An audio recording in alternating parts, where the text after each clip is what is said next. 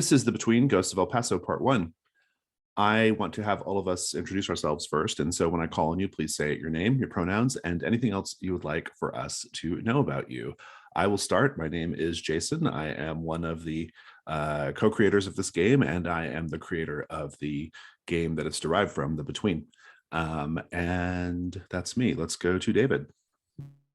My name is David. I use pronouns he, him. I am another one of the co-creators, co-publishers of this game. And I'm very excited to see our final actual play of this with the finalized forms of the playbooks. I've gotten to play tested a number of times with preliminary playbooks, and it's going to be good. I'm really excited. I hope it is. Let's go over to Amanda. Hi, I'm Amanda, she, her.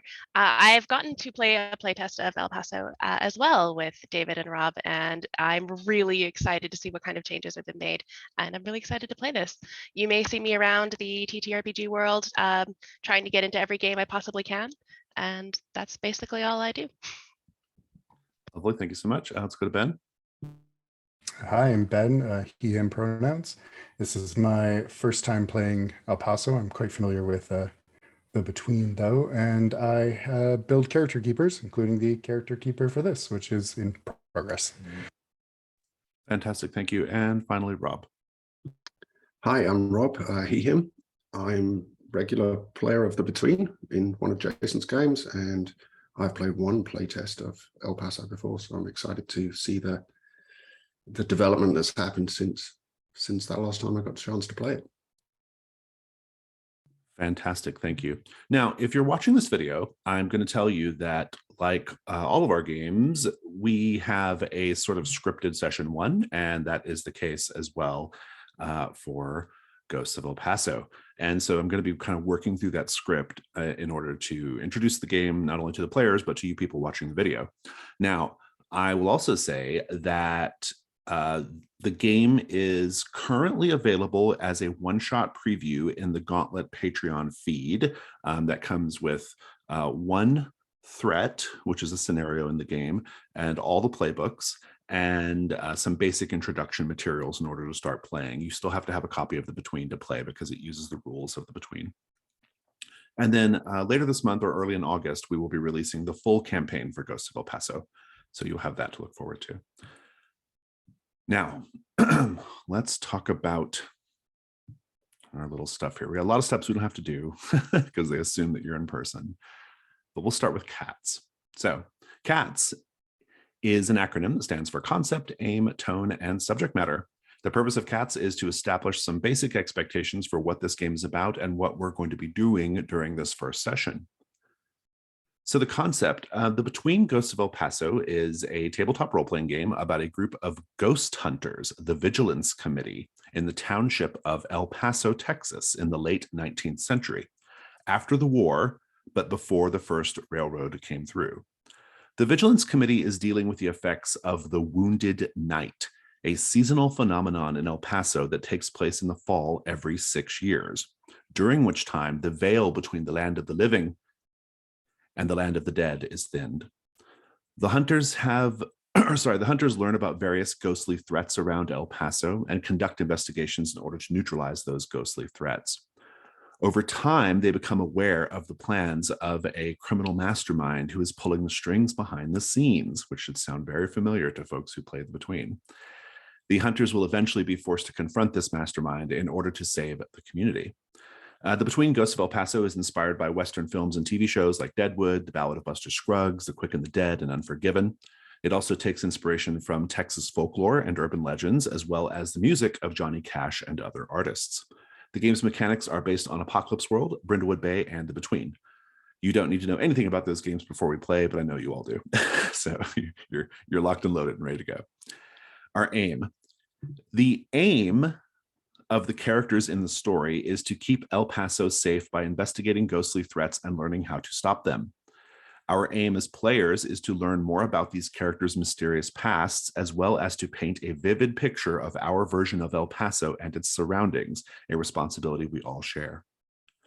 The aim for today's session, or the aims, are to create and introduce our characters, learn the basics of how to play by playing it, and then having a debrief period at the end. Tone. The tone of the Between Ghosts of El Paso is dark, haunted, and gritty.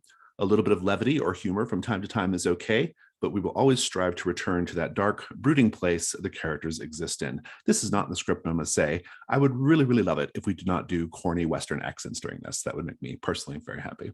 So let's go to subject matter.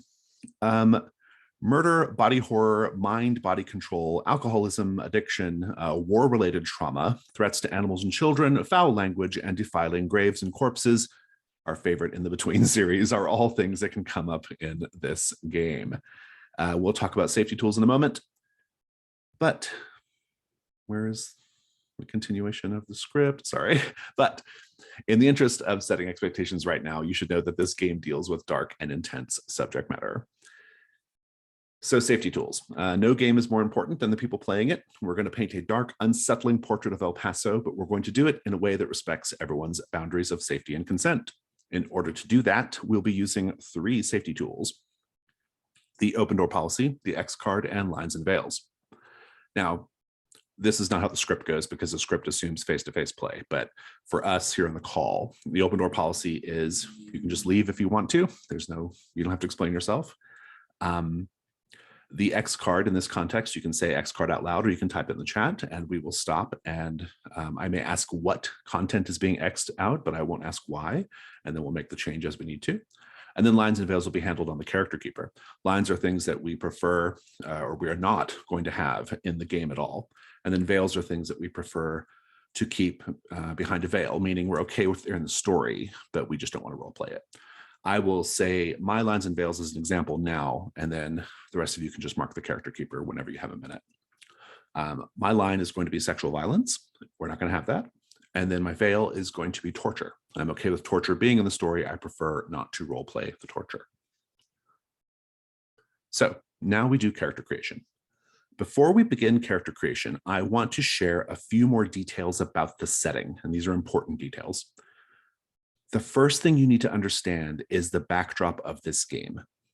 The season of the Wounded Knight, or more simply, the Wounded Knight.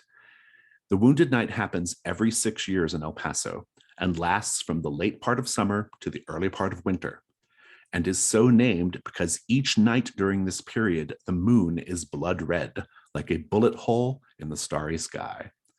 During the Wounded Night, the veil between the land of the living and the land of the dead is thinned, and all sorts of strange occurrences take place, not always related to ghosts, but ghosts are the main concern of the player characters.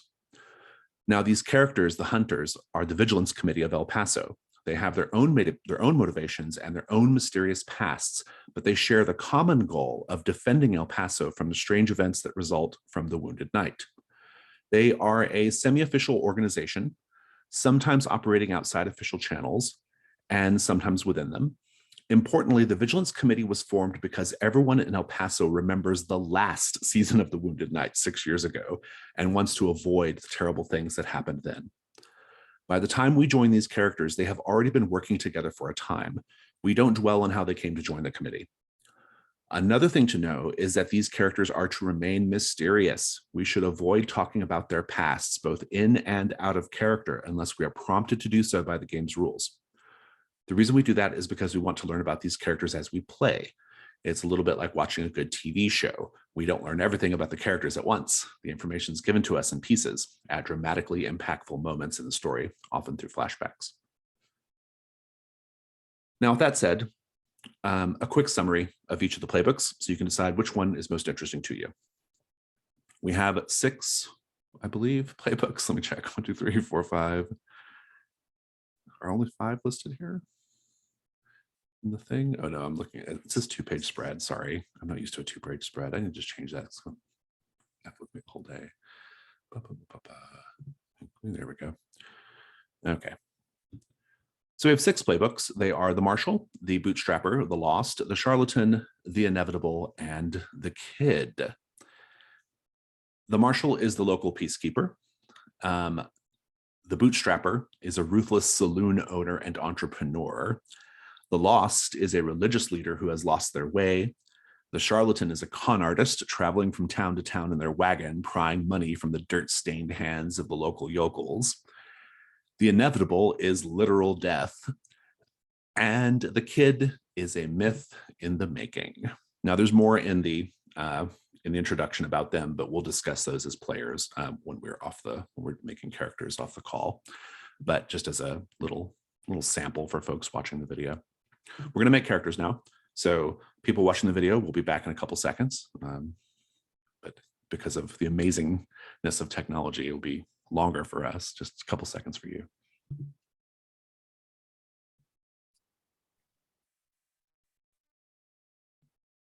Okay. Now that you've all made your characters, let's introduce them. Going around the table, everyone please read aloud the color text at the top of your playbook, and then introduce your character by name, look, and vice. That is all. You can also tell us what your playbook moves do if you wish.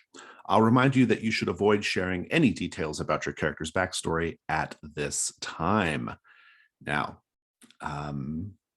let's go in reverse order this time. So David, please read the color bit for the marshal and then tell us those basic details.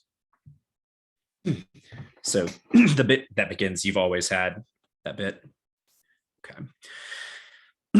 You've always had a strong sense of right and wrong, but you never let that stop you from doing what you wanted.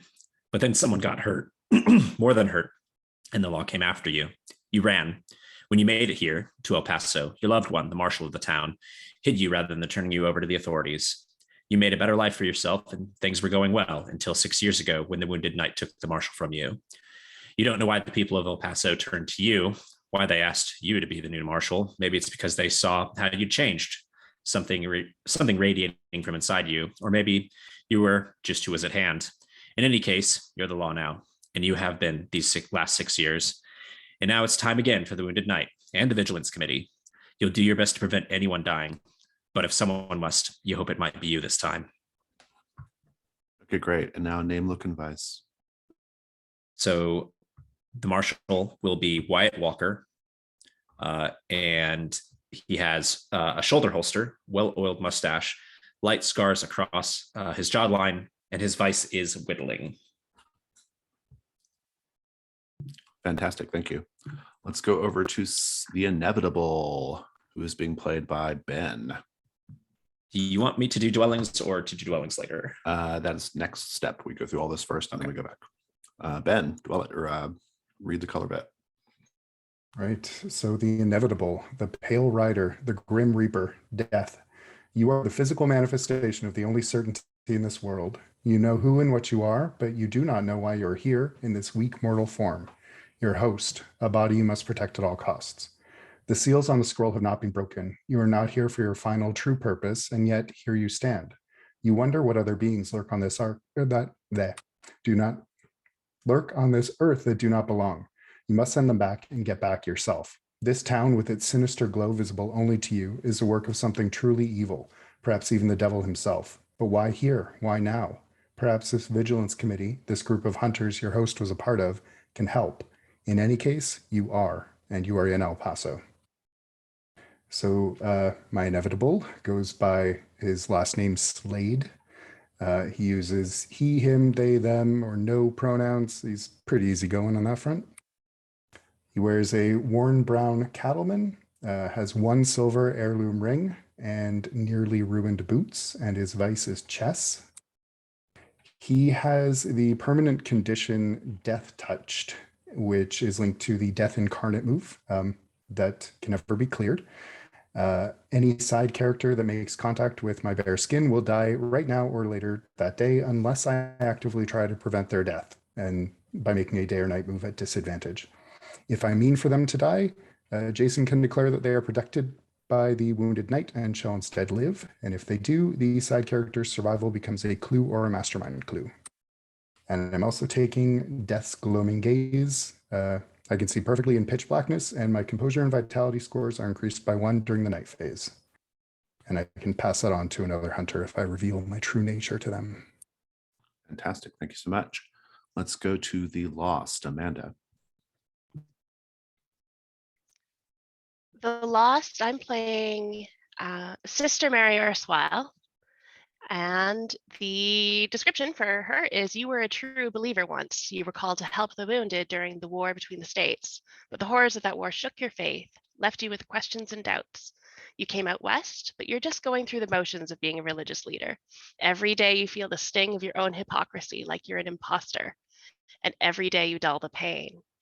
Each Sunday at your prayer tent on the edge of El Paso, you take a few coins from the collection plate to eke out an existence. The Vigilance Committee approached you because of your strong faith. They think you can help them with the strange happenings associated with this so-called wounded knight. You're not so sure, but you can't tell them that.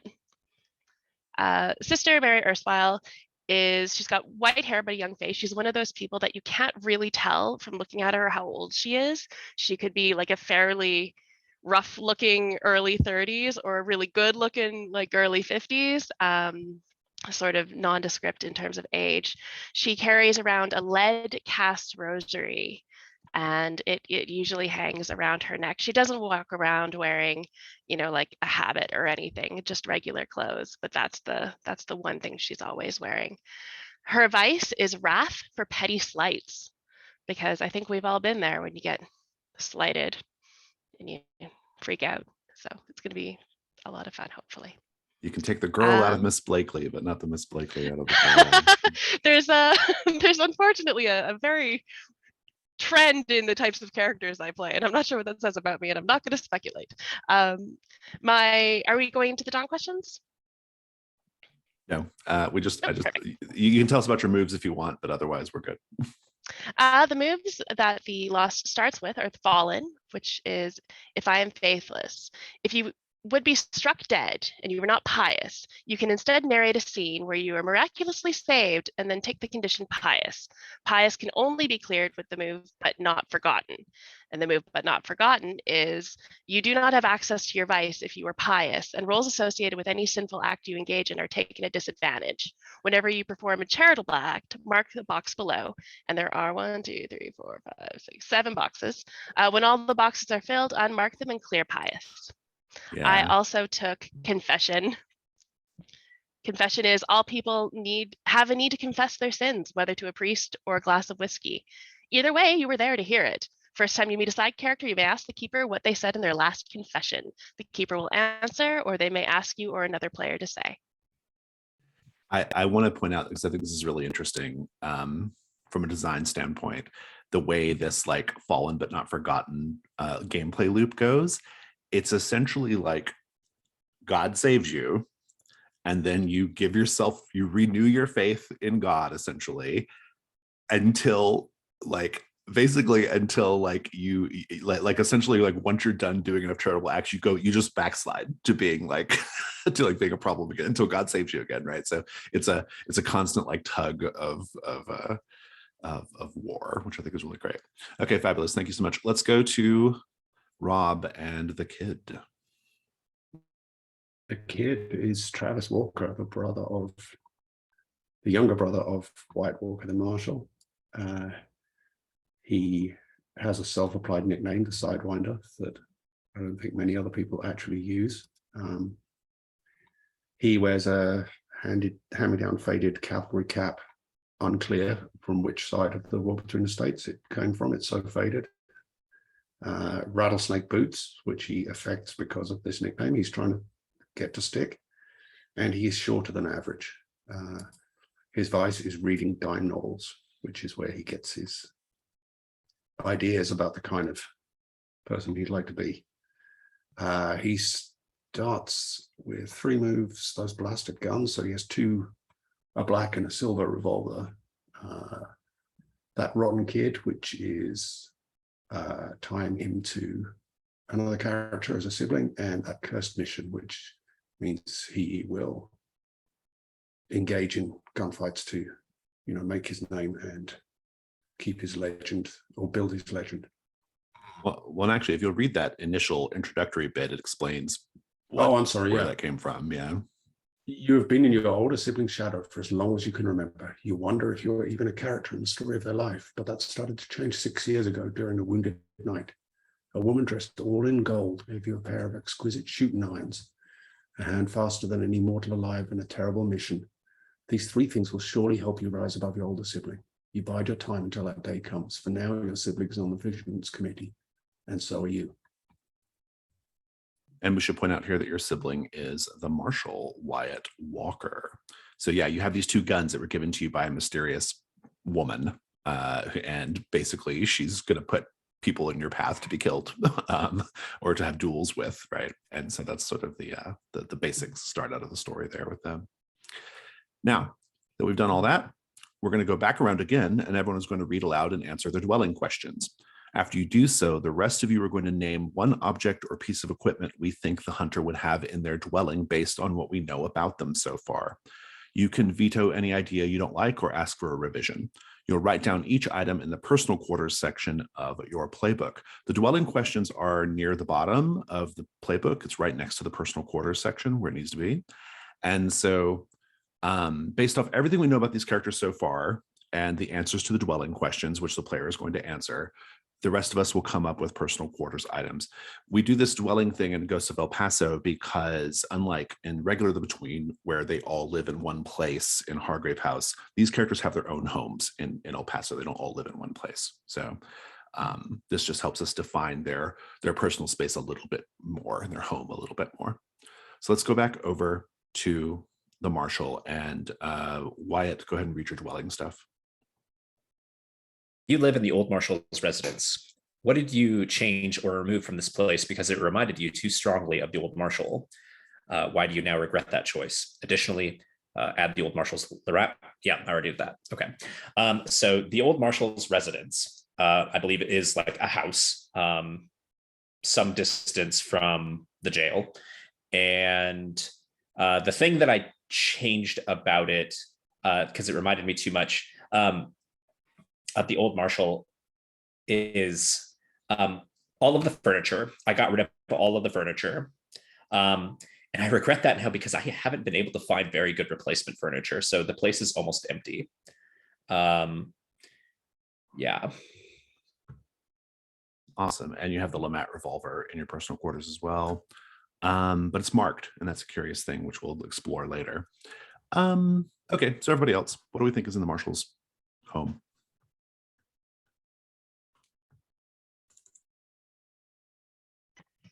You don't have a bed frame. You just have a mattress on the floor with no sheets, because that's the weird bachelor energy I'm getting from this with no furniture. Can't wait to mark that for some use in the future. Back to that Google search about cowboys. Good. Who else wants to offer something for the personal quarters? I think you have like a framed certificate or something that is, you know, the proclamation of your legal authority in the town.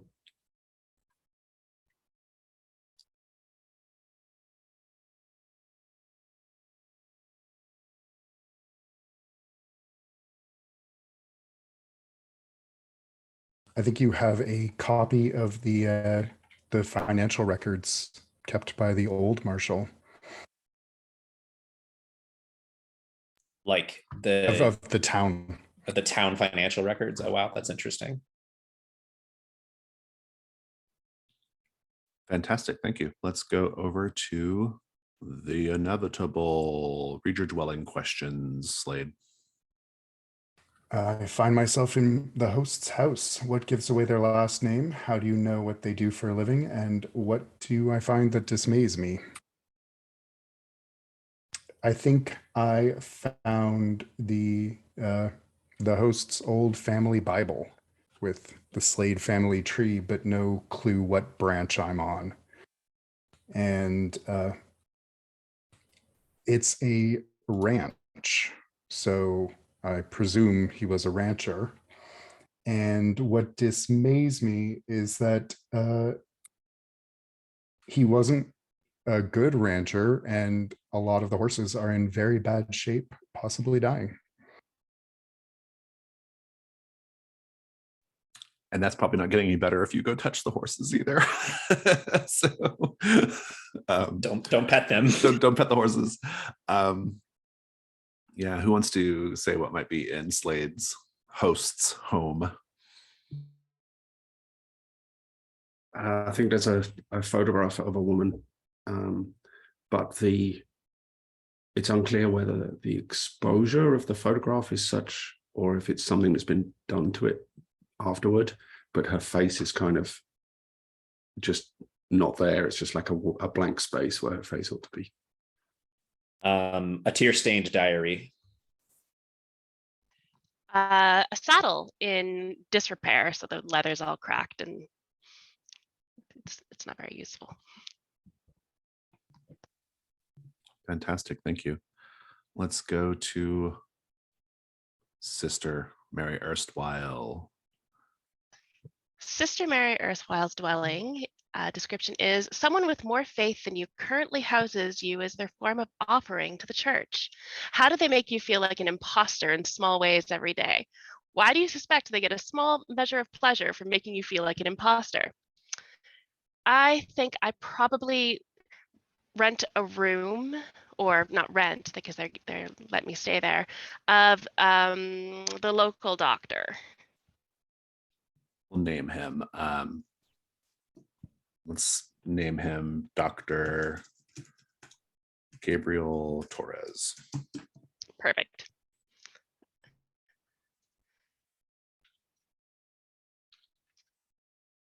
A local doctor. There might be another one in the threads, but that's the one we're going with for right now. So yeah, I have a room in Dr. Torres's house, which I think probably also is where he sees his patients. Well, and how does he make you feel like an imposter? And oh yes, yeah. I think there's a lot of emphasis on saying grace before meals, on thanking God for small things throughout the day. Sometimes if I trip or stumble over something or get a splinter, he'll say, well, God did that to you. Better ask for forgiveness.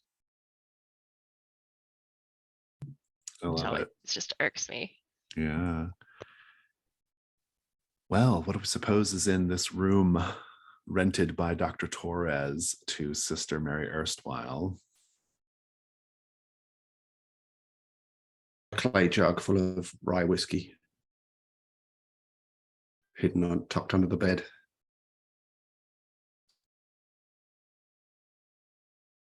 A kit of midwifery tools. Midwifery? I think you say midwifery, actually, I believe. Yeah.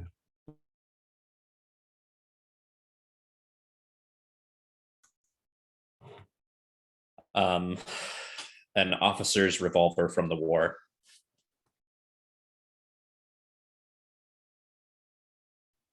Yeah, that's an interesting aspect of the character, which comes out a lot in the Mask of the Past, is the connection to the war. Amanda, as a Canadian, I don't know what your. I know this is gonna be hard. Maybe I'm gonna be making stuff up. Maybe your homework will be to look up the Civil War, American Civil War, a little bit. I'll just make stuff up. It'll be fine. In this world, this is how this war happens. This is how the Civil War hopefully went. Yeah, hopefully the questions do not quiz you on the Civil War, but instead ask you to answer questions that are accessible to anyone. It's just even a history It's all vibe. It's Civil War vibe more than details. Okay, let's go to Sidewinder. The Sidewinder. It's actually supposed to be the Sidewinder Kid. That is your full nickname, Travis. So do read your dwelling questions. Your dwelling is the same as your sibling. You possess a small, cramped part of it as your personal quarters. What makes it feel like home? What makes its cramped quarters feel intolerable? I think what makes it feel like home is he has just that little stack of these dime novels on the floor. He doesn't have a shelf or anything there, but there's just this stack of kind of dog-eared books that he keeps quite neatly stacked on the floor next to his bed. What makes its cramped quarters feel intolerable? I think, unlike his brother, he does actually have a bed, but it's this old iron bed frame that creaks intolerably every time he shifts in the night.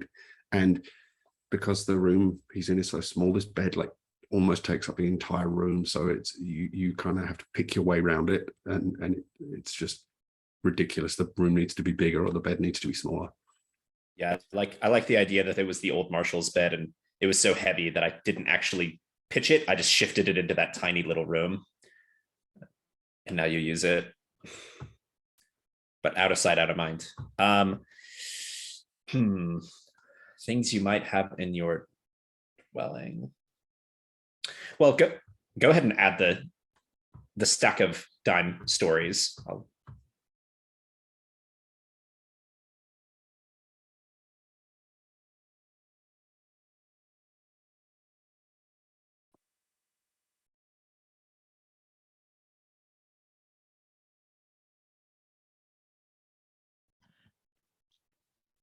I think you also have a little red toy sailboat.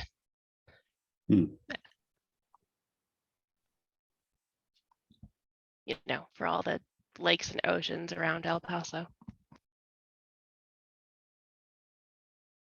There must be a creek, I'm sure.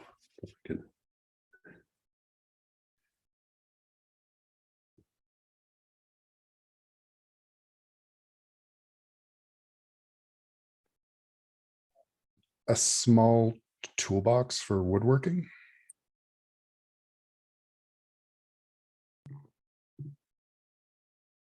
Which is interesting because that's Wyatt's advice. Yeah, I'm gonna be asking for that later.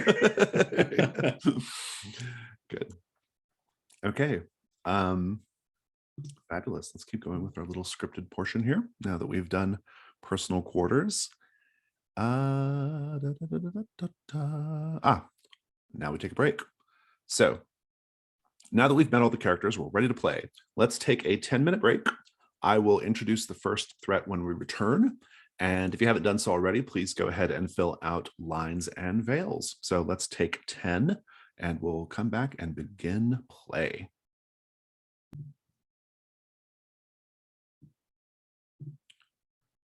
Okay. I want to tell you that even though this game is set in a historical time period, that we aren't going to dwell on historical accuracy. We'll do our best to represent the technology and culture of the era, but we're going to get some things wrong every now and then, and that's okay. I'd also like to point out that during this time period, people with marginalized identities would likely have been treated very poorly in society. We're going to ignore that part of history. In the world of the Between Ghosts of El Paso, things like race, nationality, gender, ethnicity, sexuality, disability, and neurodivergence are not a social barrier. Are there any questions before we begin play? Okay. Then let's begin play. The season of the Wounded Knight is upon us. The Vigilance Committee is formed. The committee patiently waits for word of any strange occurrences. They will not have to wait long. If you want to follow along in the Character Keeper, I've already put this information in the tab. But our first threat is called the Lady in White. Deputy Wainwright, a character we shall meet soon enough, reports a strange occurrence. A supply wagon rolled off the side of Foothills Road just outside of town, killing the two drivers, Clive Barnes and Jose Morena, and all four horses pulling it. The wagon tracks indicate it veered quite suddenly off the road. The deputy claims he saw a woman dressed in white while he was collecting the bodies. She was standing up by the road, near where the wagon went over the edge. He called out to her to get her attention, but she simply turned and walked away. It's his impression that she was heading toward the old Carson homestead. Wainwright can't recall how long he stood on the spot watching her, nor can he remember when he started moving again. But at some point he found himself walking down Main Street, sweating and shaking in the cool morning air. Who among you has the highest sensitivity? We've got a tie. Tie between Sister Mary Erstwhile The and inevitable Slade. must. Yeah. We'll go with Slade. Slade. A particular detail in the deputy's story confirms that the lady in white is a ghost. What is it?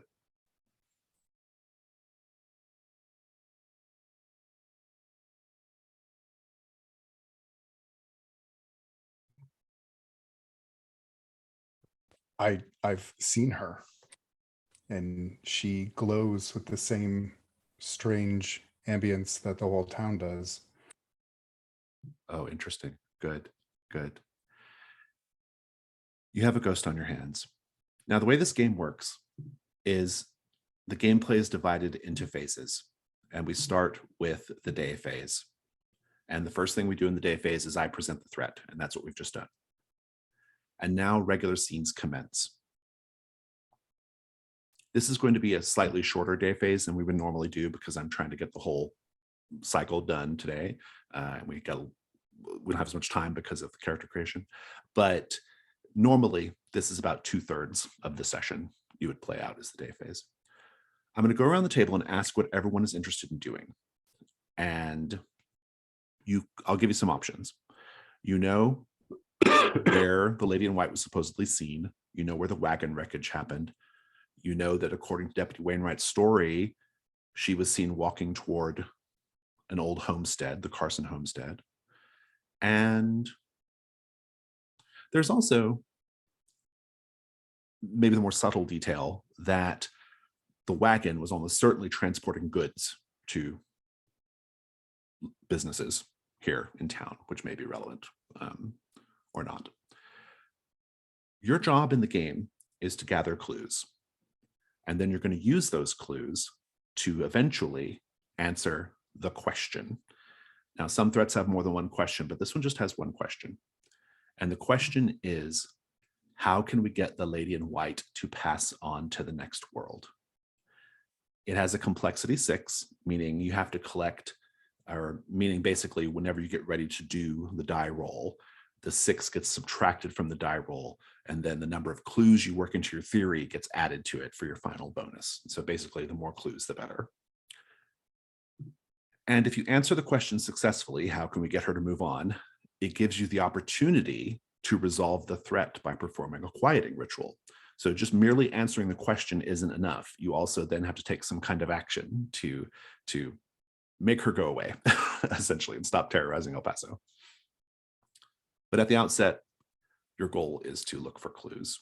Now, in future sessions, you'll have other pressing things going on. There will be more threats.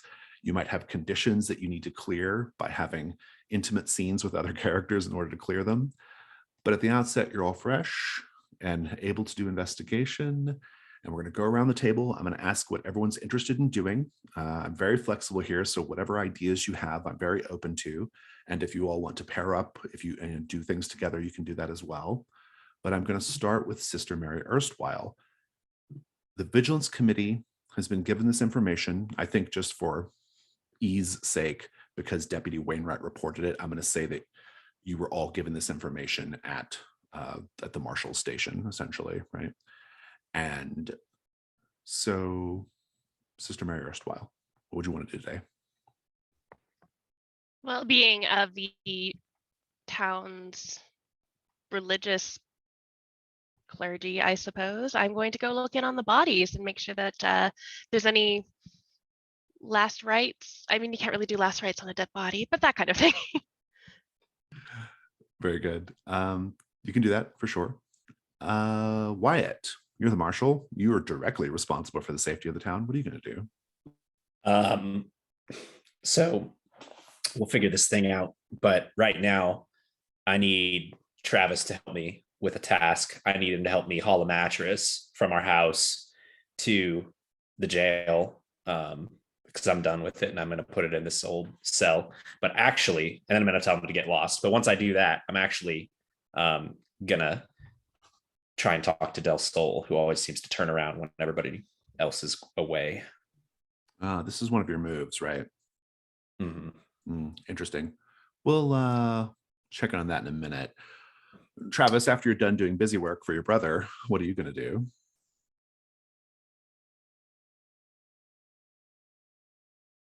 I think I'm going to ride out and see if I can see anything at the site where this supposedly happened.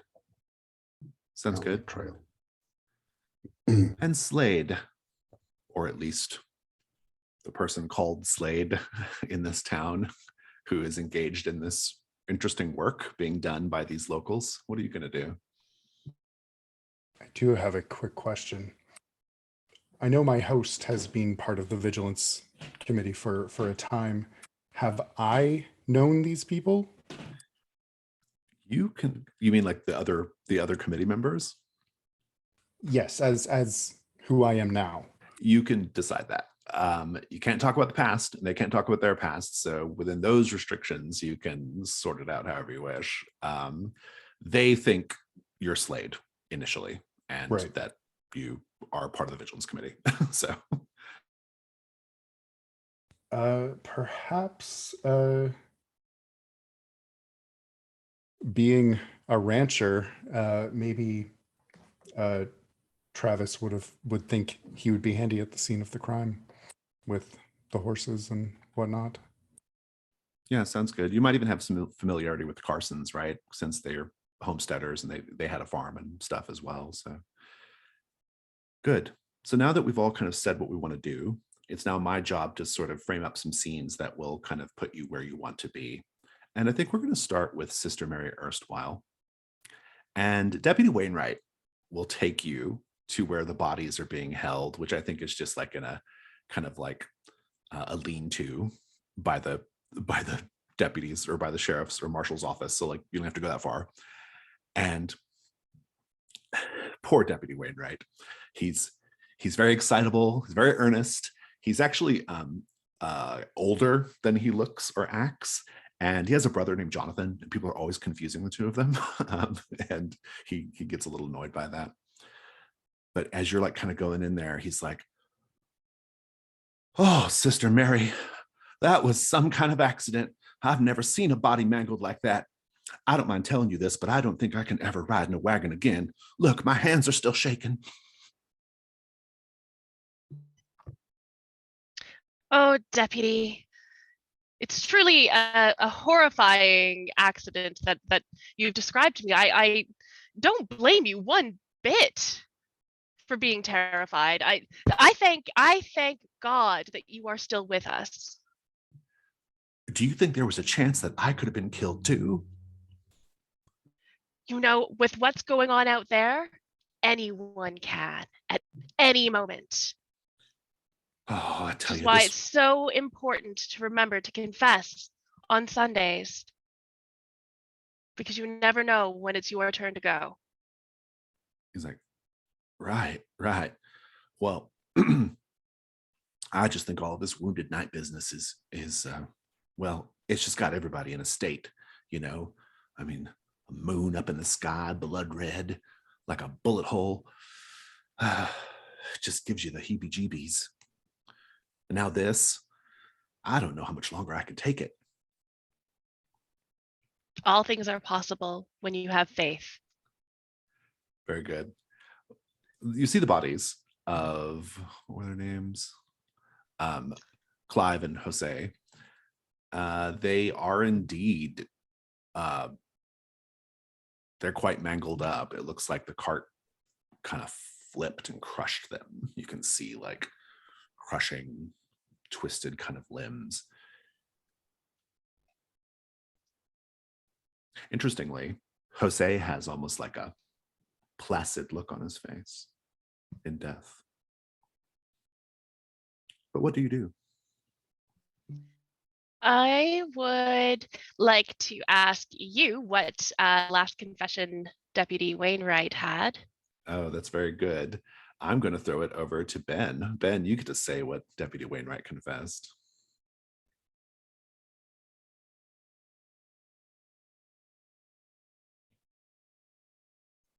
He's been skimming off of town treasury for years.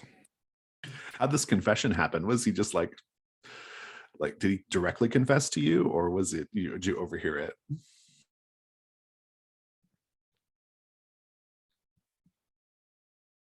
Oh, that was for Sister Mary. Oh, sorry. I thought you were asking Ben to clarify. I mean, it I doesn't matter, think but yeah. I think in this case he actually maybe drunkenly directly confessed it one night when we were drinking together at the local tavern. Sister Mary Erstwhile will turn to Deputy Wainwright as she's being led to look at these bodies, these horrible mangled bodies, and say to him, "Thank you so very kindly, Deputy. I always appreciate your assistance, especially in that other matter, where I don't have a huge income, and I appreciate your, well, contributions to the matter." I like to consider myself a man who is exploring the boundaries of faith, Sister Mary. And I feel that within the boundaries of the Lord's plans for us, well, sometimes the Lord gives and gives some more. And I think that's really great. And the more you give to the Lord, the more the Lord will give to you. Of course. I love it. He'll leave you to it with the Perfect. bodies. We'll come back to this, or we'll come back to it in a minute. Let's go over to. It sounded like Travis and Slade were both going out to Foothills Road, right? That's what I kind of gathered. Is that what it's called, Foothills Road? Yeah. Mhm. Let's talk about that. Foothills Road is a dusty road with a few wagon ruts cut into the packed earth. Looming to the north are the Franklin Mountains. And from the highest points of this road, you actually get a good view of El Paso as well. As to paint the scene, everyone, and for people watching the video, paint the scene is a question I posed to the group in order to, the answers to which explore a sort of idea with the location. And so our paint the scene question here is, the road is twisty and treacherous as it enters the foothills. Looking around, how do you know others have lost their lives on this road over the years?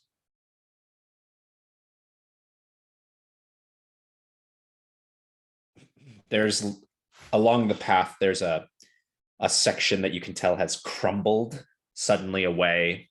And there at the bottom, there is like a mound of a shallow grave. At fairly regular intervals along the path, there are little wicker, like handmade crosses stuck into the dirt where someone's fallen over. As we ride along,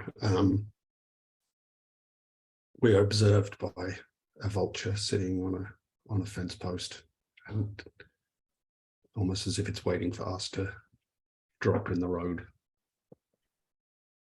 There's the remnants of an old wooden sign that said danger, that has clearly been struck by a carriage or two, and the pieces that are left strangely look like across themselves.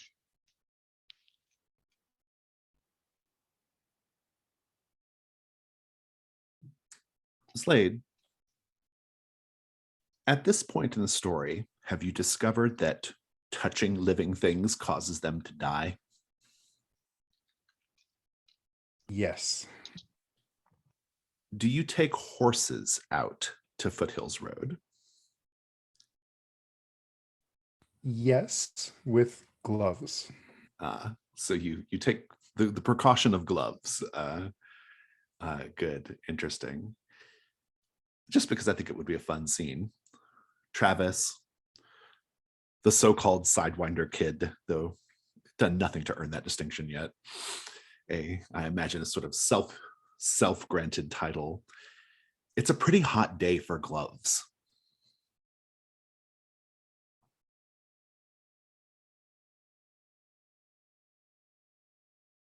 Mr. Slade, you dressed up mighty nice there. Thank you. A little warm for the fancy accoutrements, isn't it? Yes. Travis kind of glances sideways that he's getting these monosyllabic answers.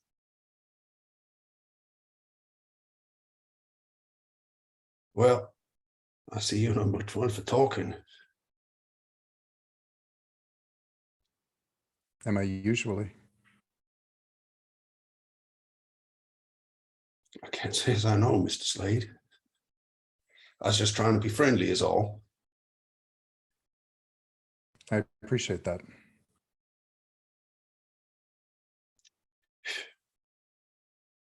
That feels like a good end to that awkward scene. Good, good. Let's cut over to Wyatt. Getting a good chance to just check in with the characters a little bit before they start doing investigation things. Wyatt Walker, the marshal, you have your main move is basically allows you to call town meetings, and we'll maybe see that in the future. But you have this other move called the cellmate. And the cellmate says, there is a man who is always in the town's jail cell. You keep releasing him, but he always shows back up to sleep it off. He calls himself Del Sol, and he is covered in tattoos of suns and other celestial bodies. No one else in town, including the other hunters, can see or hear him. And that is a key detail about Del Sol. And you never speak of him. But in any case, he's there, covered in tattoos, asleep in the cot. The cot, which is raised off the ground, by the way. Yeah, so I have a question. Did Travis help me move this mattress, or did he ditch and go Oh, up I did Foothills it. Road? Oh, you did? Okay. I did that first, reluctantly. Okay. All right. So I've got the mattress like leaned up, and I come over with the key, and I like unlock the door and open it up. Well, Del Sol, I got you something perhaps a little better. Never say I'm not a generous man. Didn't give you the shirt off my back, but I gave you the mattress out from under me. I haul the thing in there and push it over, and I think it kind of fills the little room. Huh. Gonna have to take that cot out of there. He kind of gets up and he's kind of rubbing his eyes, and he says, well, gosh, Sheriff, you didn't need to go through all that trouble. I'm just sleeping it off. No need to make this like the Ritz-Carlton for me. Well, you worn out that cot. You've been here so much, so I had to do something, keep the place up. I'm fond of your hospitality, Marshal. I find that this is the only place in town that I can get a decent day's rest. Well, maybe if you do something honest and sleep at night, you wouldn't have to sleep in the day, Del Sol. Oh, come on now, Marshal. Are you passing judgment on what I get up to at night? Del Sol, it's my job to judge a little, at least. Justice is out there. And seeing as I'm the law in these parts, I may not have the final word on it, but I have the first word. And that first word is beware. That you don't do nothing more than need to sleep something off in the morning. And I don't mind accommodating you and even being a little hospitable, seeing as that's all you seem to get up to. Well, I thank you for that wisdom and warning, Sheriff.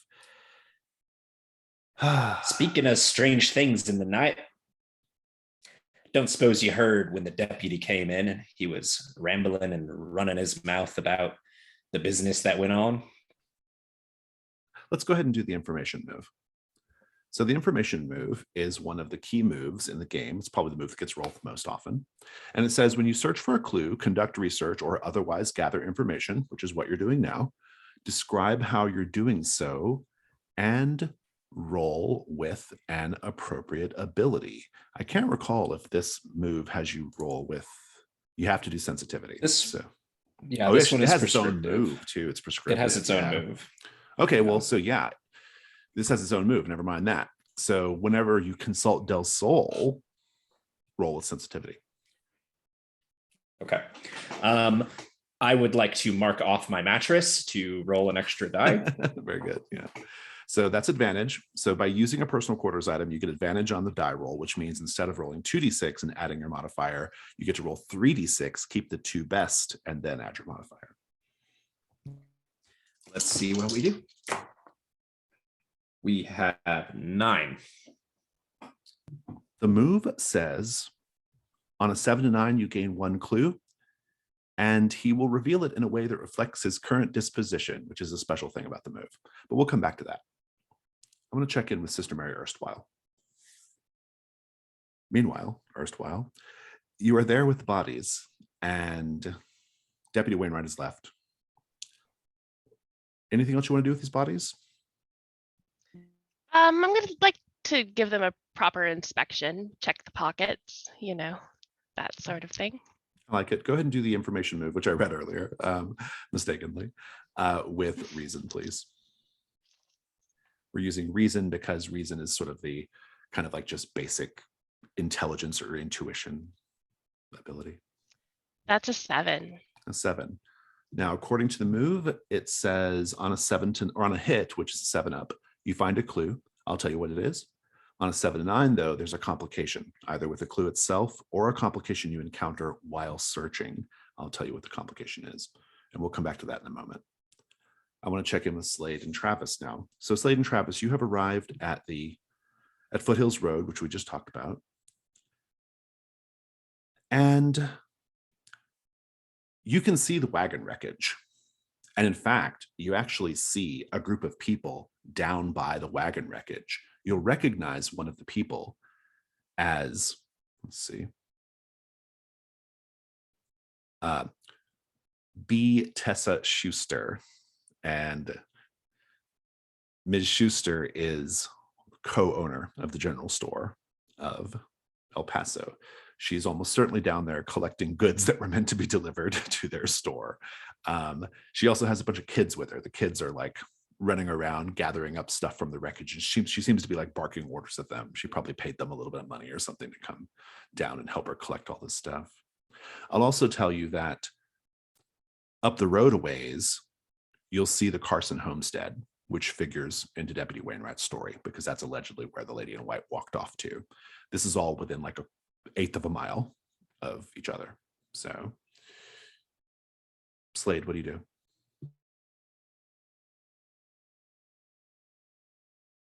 Seeing that they've already removed the bodies, I think he will just start his horse trotting toward the Carson homestead. Sounds good. Sidewinder Kid, what do you do? I ride up to the crowd assemble around the wagon and kind of bark out. Hey now, Marshal's deputy's here now. You all need to step off. This here is a crime scene. No, that's true. I'm going to need you. Exactly. Yeah, I'm certainly not an official deputy. Let's talk about the wagon wreckage. This is actually a paint the scene too. There's severe erosion on this part of the road, roughly patched with chunks of rock. And you see sharply veering tracks filled with muddy rainwater. It must have rained last night. And there are goods being scattered about that the kids and Ms. Schuster are picking up. Paint the scene, everyone. What evidence of a ghostly presence remains here, even in daylight?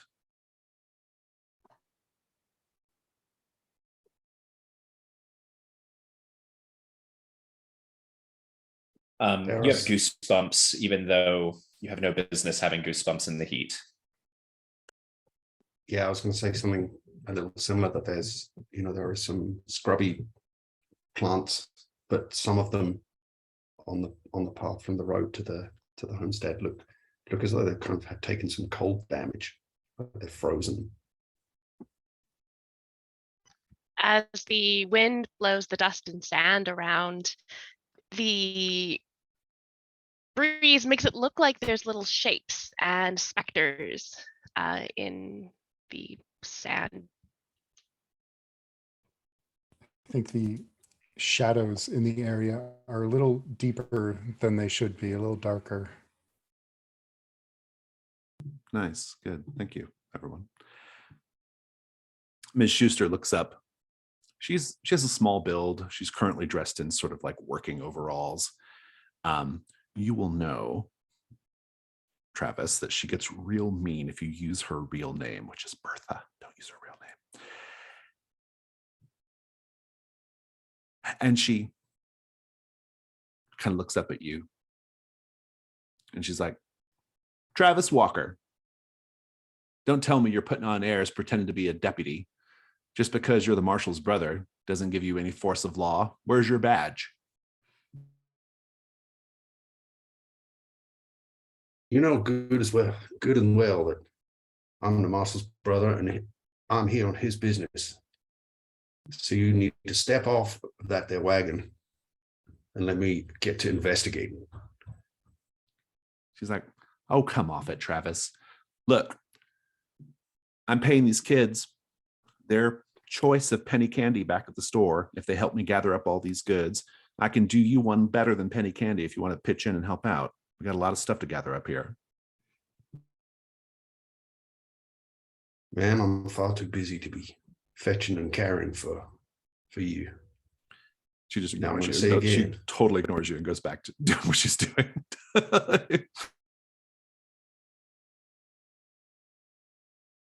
I think at that point, Travis pulls a pistol out and fires it in the air. That freaks everybody out. The kids are all like freaking out. Tessa kind of, she looks at you and she's like, Travis Walker, you are a blight on this town. No, you're not a blight, because a blight is something that people should be worried about. You are just a mess, a stain in the fabric of El Paso. What do you want? Well, I see it ain't none of your business what I want. What I need is for you to step away from that there wagon. I ain't a kid no more. I got the authority of the marshal on my side. She's just like gathering up goods, and she's like, I don't care if you come down here and look at the wagon. The wagon is none of my business, Travis Walker. I'm just trying to get the goods for the store that we were supposed to be delivered yesterday. We've got, I mean, this is all just, look, this is all Could just be some of them goods as evidence. Oh, come off it. They just drove off the road. Evidence of what? Look, this is just more bad luck and a long string of bad luck. Okay. There's nothing going on here. It's like, kids, Well, we'll see about that. kids, just grab the last little bits you can carry and let's get going. I don't want to deal with this young, agitated upstart any longer than we have to. And the kids are they're all kind of wandering. They're kind of gathering the stuff up, and there's a whole bunch of them, right? And they start making a little caravan to carry all the stuff back to town. Meanwhile, Slade.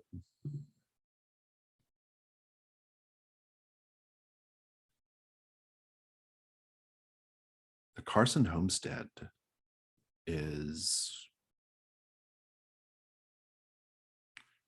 well, the home itself, the roof and main timbers are collapsed, barring entry into it. Weeds and small brush have grown up around the ruined farmhouse. There are rusty farm implements, shovels, axes, rakes, that kind of thing, scattered here and there. This is an interesting paint the scene for everyone. There are plenty of stories about the Carson family, stories that they were plagued by misfortune. What do you see that hints at the Carson family's troubled past?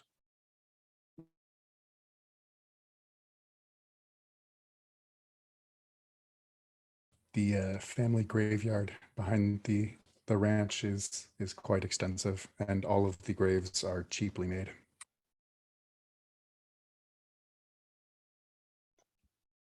The animals all look sickly and starved, and what little hay and grass is around on the ranch is sickly and starved too. These would just be stray animals because presumably there's some more Carsons there, right? Like the place is Yeah. empty. So, yeah. So even the animals can't find, sustenance on this land. There are several well attempts. So you can see like that have been abandoned, like they couldn't find water in them.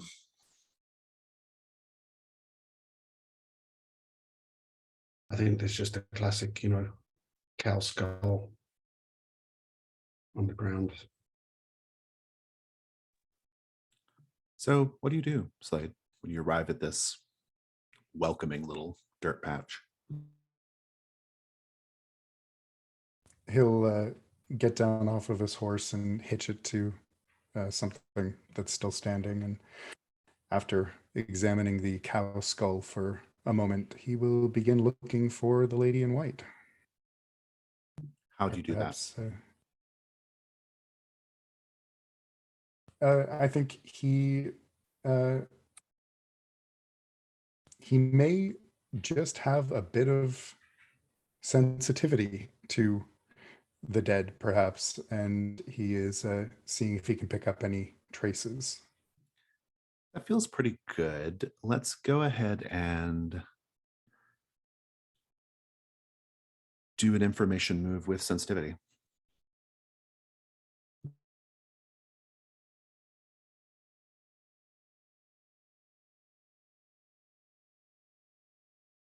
That is an 8. Fantastic. We'll come back to that. Travis, we'll come back to you in a moment as well. Let's check in with Sister Mary. Sister Mary, I owe you a clue and a complication, correct?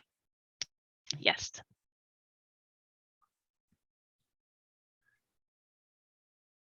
You are going through the pockets, you said. Yep. And Jose has a very strange thing in his pocket. Makes you wonder how Deputy Wainwright missed this. It is a human jawbone with 3 teeth intact.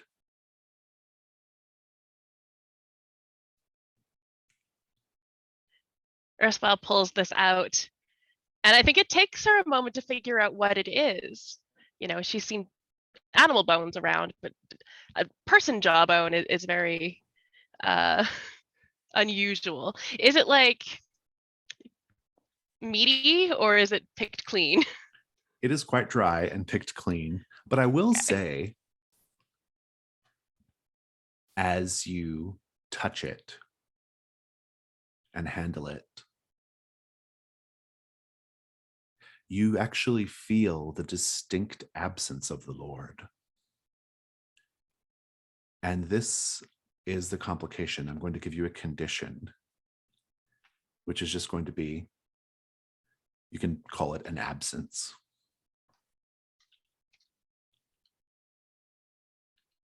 Knowing that, what do you do or think? Holding onto this jawbone, looking at the evidence of how fragile and inconsequential human bodies are. Erstwhile feels that familiar, just sort of draining that feeling of your guts just sinking. And she knows that there is nothing out there. There is no one out there. And everyone is alone, just like this person who's missing their jaw, bones scattered who knows where, likely died alone and has nowhere to be now, doesn't exist anymore. And I think she just sort of pockets this jawbone and does automatically, just out of habit, not out of anything else, does the movements to bless the bodies and leaves to go find a drink, honestly. Sounds good. Wyatt Walker. I'm not going to get into the details of what the move says about Del Sol's disposition. We'll just keep it in the role play for now. But for folks watching the video, it's related to an aspect of the character sheet called the Janus Mask. I owe you a clue. And Del Sol says, "Yes, Marshal, I overheard some business about a lady in white and poor Deputy Wainwright, who got quite a fright. I might know something. I might not. It's hard to say. The drink makes my thinking unclear from time to time. But sometimes the drink clarifies one's thinking. It's a strange dichotomy, drink. Do you have something perhaps in your desk over there, Marshall, that might help ease the passage of my mind?"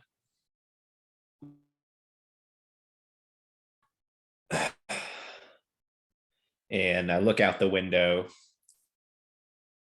and pull open my desk and pull out 2 glasses and a half full bottle, set it on the counter.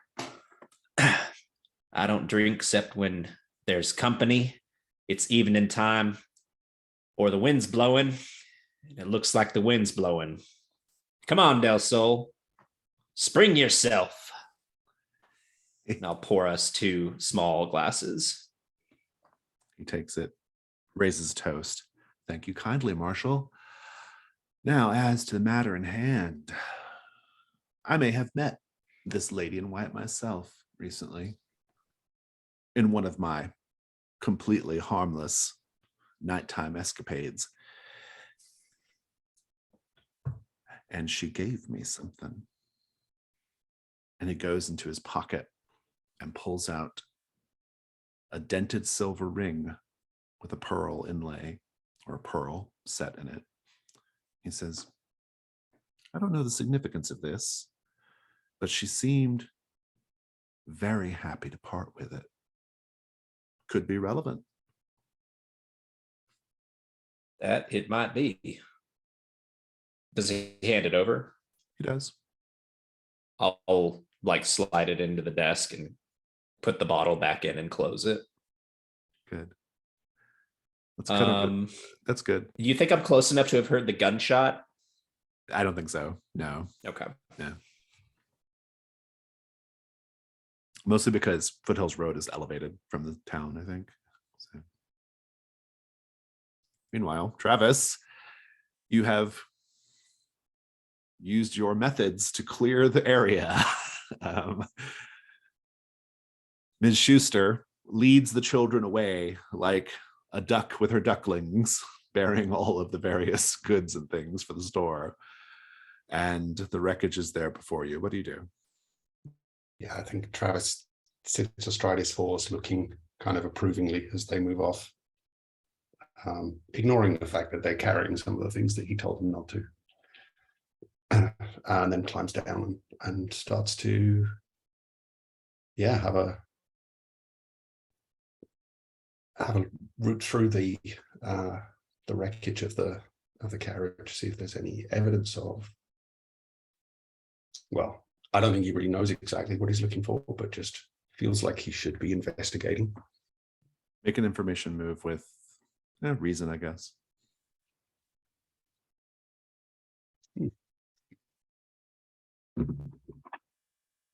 A 5.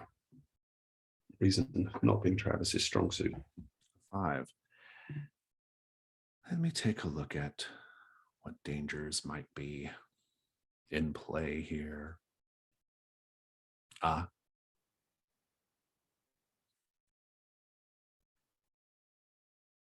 You hear first a rumble. The rumble of hooves on the ground.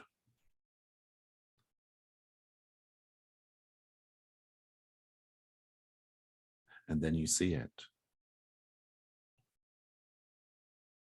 Wild horses, clearly spooked. Something has terrified them. They are running with abandon toward the wreckage, and you are right in the middle of their path. What do you do?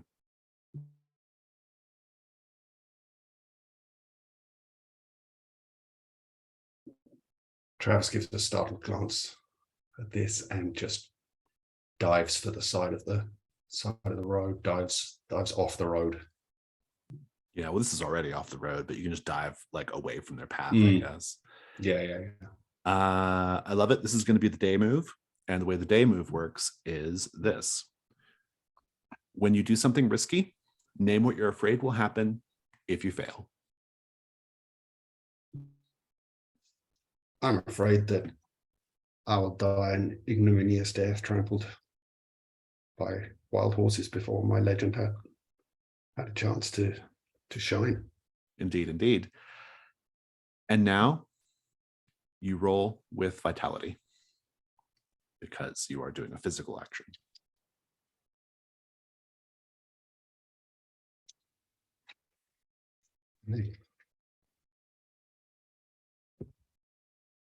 That would be an 8. On a 7 to 9, I will tell you how your actions would leave you vulnerable, and you can choose to back down or go through with it. If you go through with it, I describe what it looks like. The way you'll be vulnerable is you'll be taking the condition shaky. If you're okay with that, let it ride. I'm okay with that. You realize perhaps a few beats too late what's happening here. You see the cloud of dust, you hear the rumbling. It's strange for any kind of animal to be in this like kind of narrow, kind of like somewhat, kind of like slopey hill, right? But here they are, a bunch of effing horses, clearly panicked, rumbling toward you. The Sidewinder Kid is about to be no more before even a few people got to be familiar with that particular moniker. But you managed to dive out of the way just in time, and you hear them roar past. And one of the horses, it seems to you, actually looks at you and has like a wild look in its eyes, like it doesn't know what's happening. It can't control what's happening. And then it passes by. But you have a little Deputy Wainwright style shake right now. Slade, I owe you a clue with a complication, yes? Yes.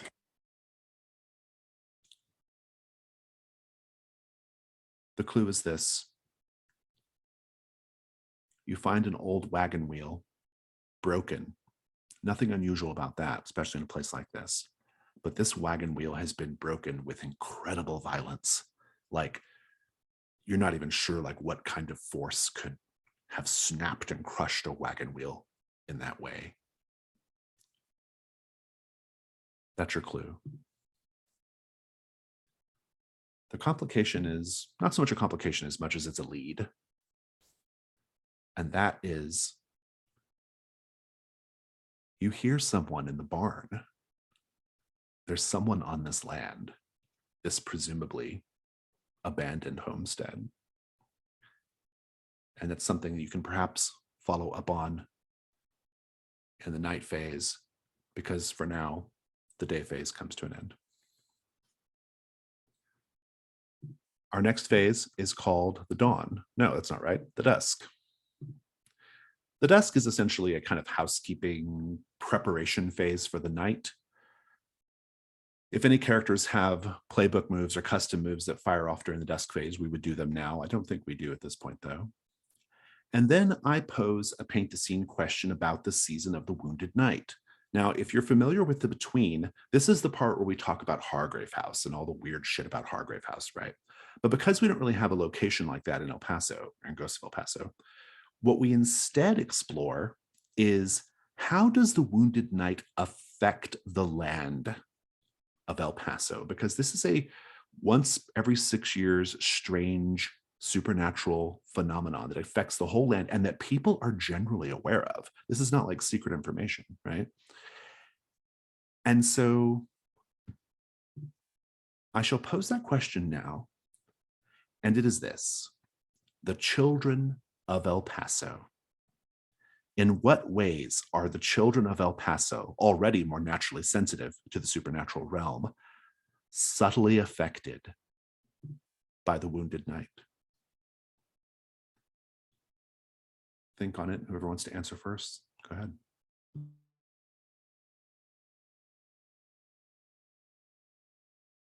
I think normally, at normal times of the year, you would see after dark, there would be kids running around, playing games,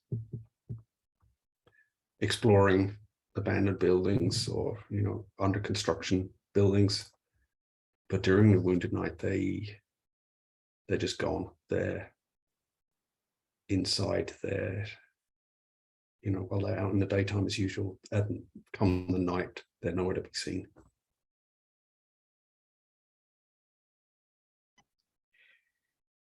During the Wounded Knight, the children have a strange, uncanny affinity for death. The children with pets know beforehand if their pets are feeling sickly or going to die. They know if the plants that they have in their households are going to die. And it ends up affecting them in such a way that even in their dreams, the strangers they're meeting on the street, they know how they're going to die. It's very strangely psychic and spooky.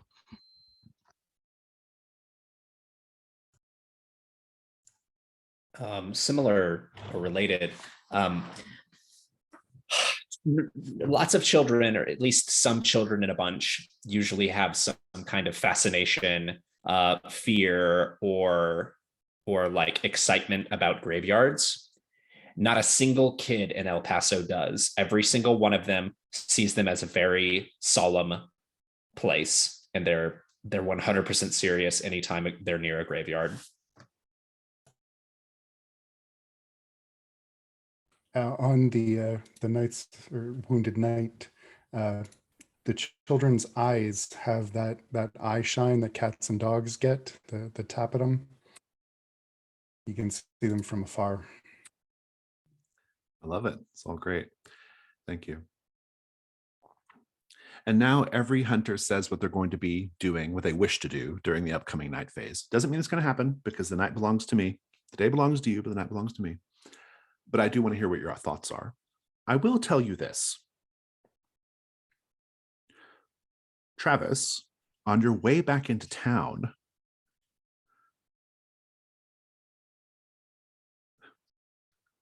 people are talking about, first of all, who's the Sidewinder kid?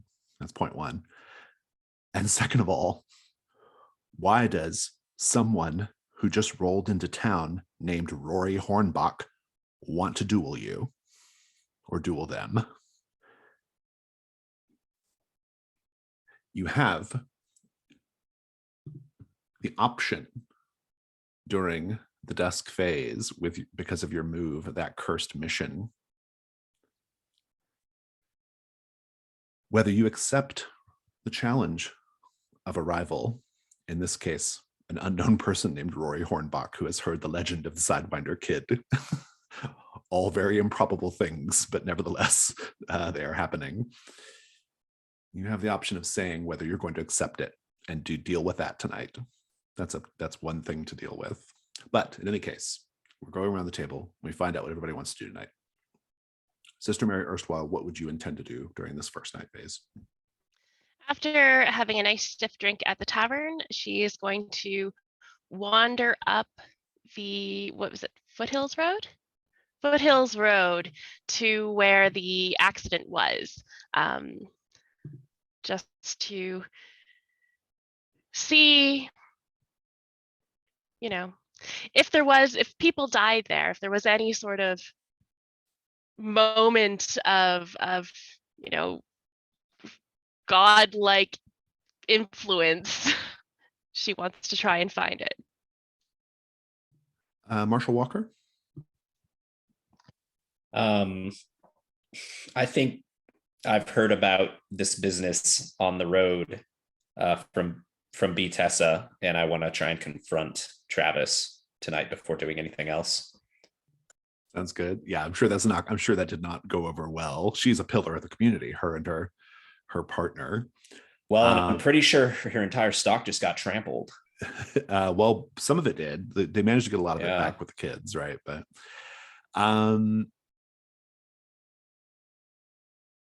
Slade? Going to check out what's in the barn. And Travis, are you going to accept the rival, accept the challenge of Roy Hornbach? I think Travis gets a bit of a swagger in his step when he hears this rumor, but his attitude is, this guy knows where to find me if he wants to turn this into something. So are you, the question then is, are you gonna be somewhere where you can be found? Oh, I won't be hiding, certainly, but my priority right now is being at my brother's service for whatever he needs done this evening. That sounds good. All right. I don't think we have any Janus mask to resolve. For folks watching the video not familiar with the Between, that's a kind of storytelling device in the game, but we're going to have to do that today.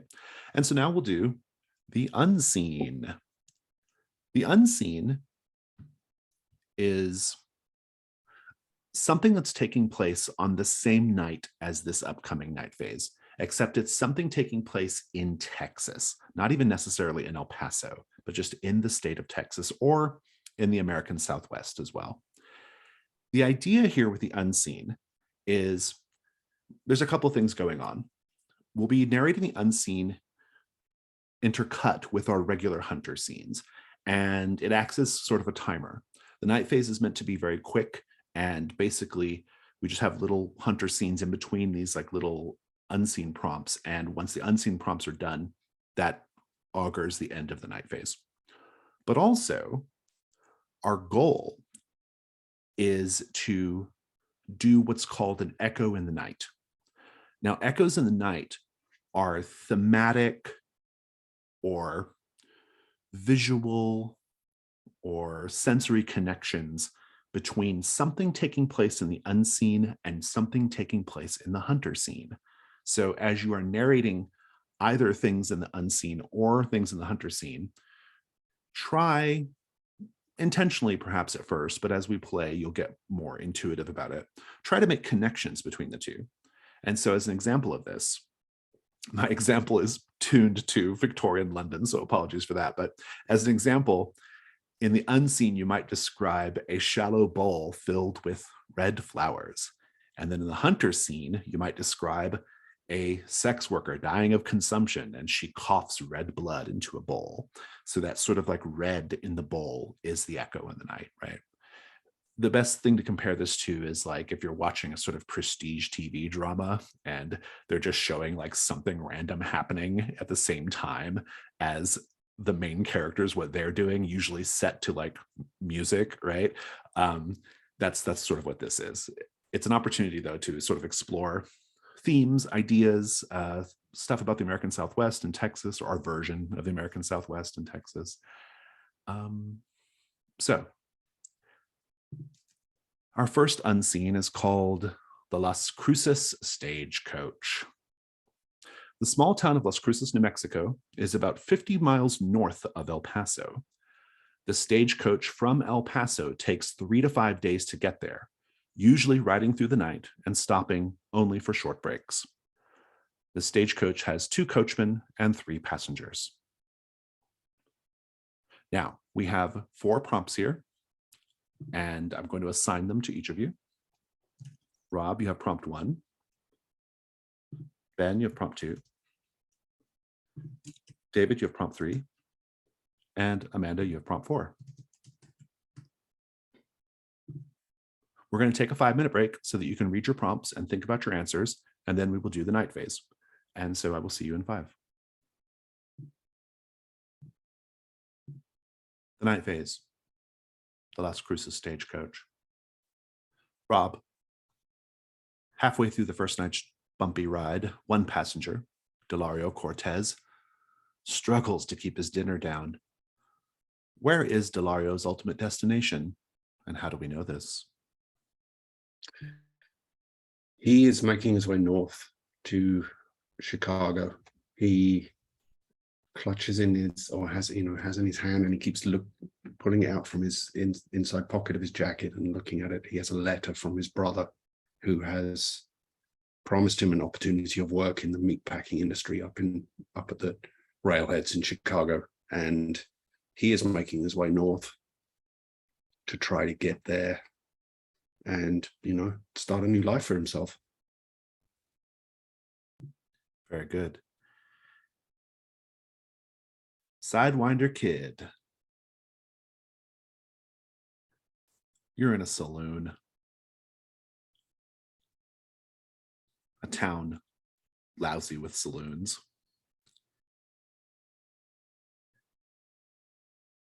Let's figure out the name of said saloon. Amanda, come up with an adjective. Don't say it out loud. David, you come up with a noun. Don't say it out loud, but do type it in the chat.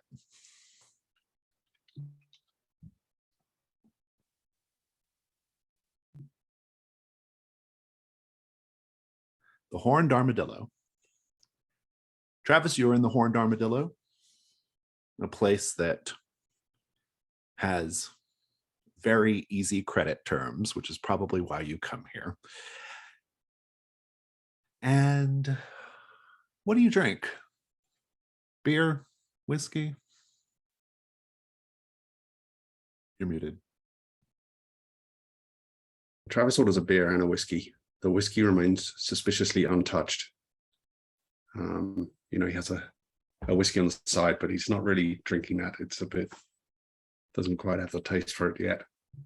The barman sipping on this beer. The barman, sort of heavy-set guy named Abel, he says, "So Travis, you heard the rumor about this Sidewinder Kid? Who is this? Who is this guy? I didn't know we had one of those sharpshooters, those fast talkers here in town." What is it you heard? Well, according to this fella looking for him, he's a no good, lying, cheating son of a gun, and he's going to do him in. I just hope that if they decide to have a little shootout, they do it right in front of my place, because, well, people always need to come unwind with a drink after that kind of excitement. I heard the Sidewinder Kid was fast, none faster. You hear that too? No, I haven't. Sidewinder Kid's kind of a interesting name, don't you think? Sidewinder Kid. I would have gone with something more direct.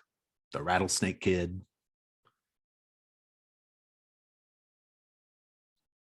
Sidewinder sounds like he's going to sneak up on you, don't you think? Oh, so he's a coward then? Heck no, just smart. I see. Meanwhile, Marshal Walker, you know where to find Travis, and I imagine you are marching over to the Horned Armadillo to find him. You actually overhear a conversation on the way. The streets are fairly empty this time of night. but you overhear a woman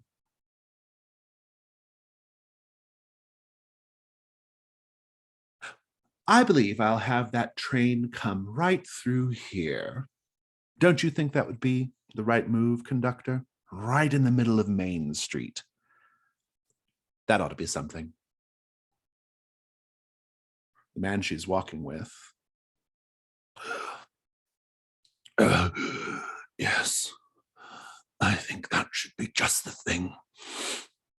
Passenger should have no trouble disembarking then.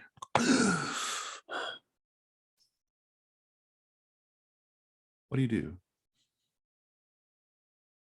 I don't have time for this right now. I just like nod my hat towards him, sir, ma'am, and like just determined gait towards the horned armadillo. I will point out that the woman is about in her late 20s, early 30s, wealthy by the look of her dress and her jewelry, none of which are sapphires, by the way. And her companion is actually, well, at least dressed like a train conductor, which is unusual because there's no train in El Paso. But also, he has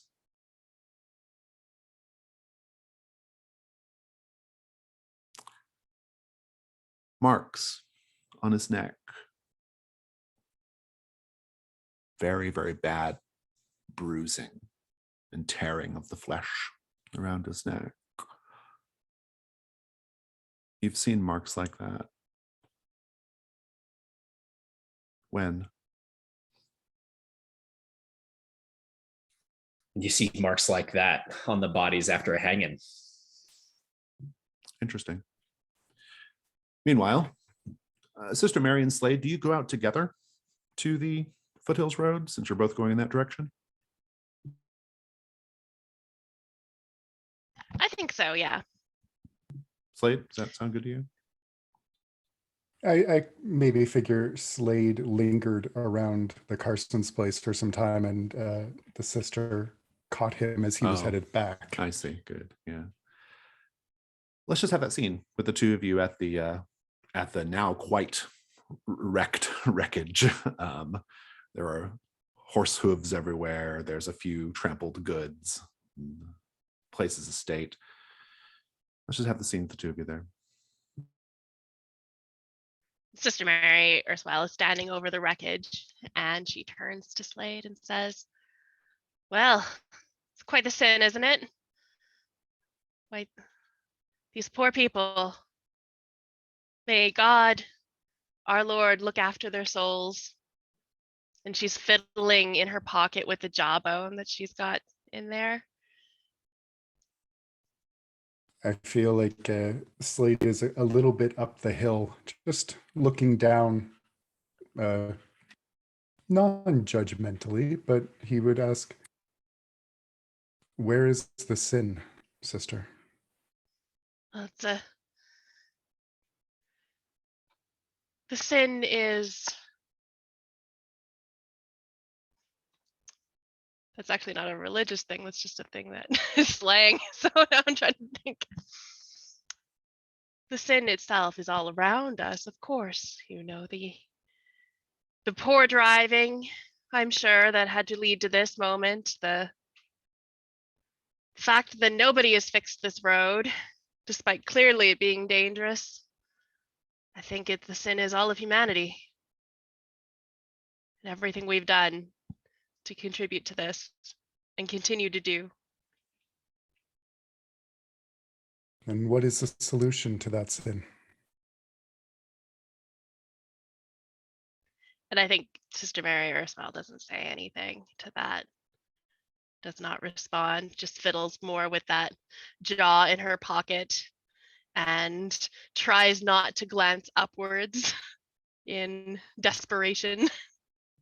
Feels good. Back to the stagecoach. Ben, the two coachmen, Fred and Hortense, are sharing a drink during one of the rare nighttime stops. They are completely different in just about every way. How so? Well, Hortense is an older, rough-looking, very domineering and confident woman. And Fred is a very slight man with fine glasses, wearing ill-fitting but probably once expensive clothing. And he is constantly chatting to the other travelers, whereas Hortense is happy to just get the job done. At the Horned Armadillo, we can now put you two together, Wyatt and Travis. Roleplay. The little double doors swing open, and the marshal is in them before they've even closed. Travis, you no good, filthy rotten. What did you do? He comes marching like straight over towards you, not even really waiting for an explanation. And he grabs the whiskey next to your beer and he just swallows the whole thing. Me? What? What did I do? You, Travis, you. What'd you do up on Sidewinder Road? Tessa was up in my face all about something going on out there. Figured I better hear you out before I whip you. What? I was investigating. Miss Tessa was standing in my way and would not clear the crime scene. Travis, how many times we gonna go over this? You ain't the law in this town. And there wasn't even no crime to investigate. And then you got all her property destroyed. Everything that was left of the wreckage. I didn't know such thing. Someone didn't have no control over their horses.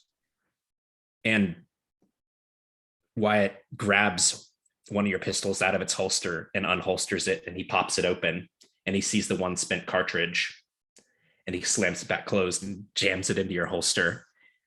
I don't know where you got those stupid things, but stop playing around with them and spooking horses and causing them to stampede. Look, if you keep at this, if you really mean that you want to do some good for this town, you come talk to me. But until then, you keep these things holstered. And he pushes both of his hands down on both of the guns. And right at that talk to me. I came to talk to you this morning, Wyatt, and you had me move a damn mattress. I can do more than that. And right around that time, you hear out in the street,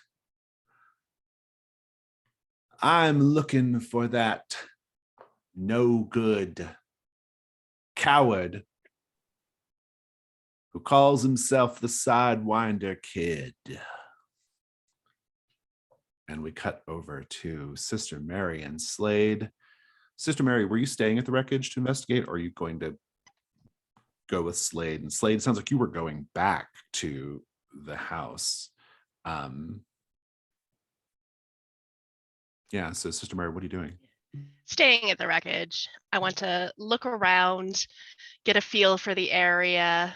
I mean, I know that there's some weird supernatural things that happen in El Paso. I've seen some things, I've heard some things, but any sort of sign for anything, please. Yeah. The moon is quite literally red right now. I'm hanging in the sky. Yeah. Good. Welcome. Let's have an information move with, how are you searching?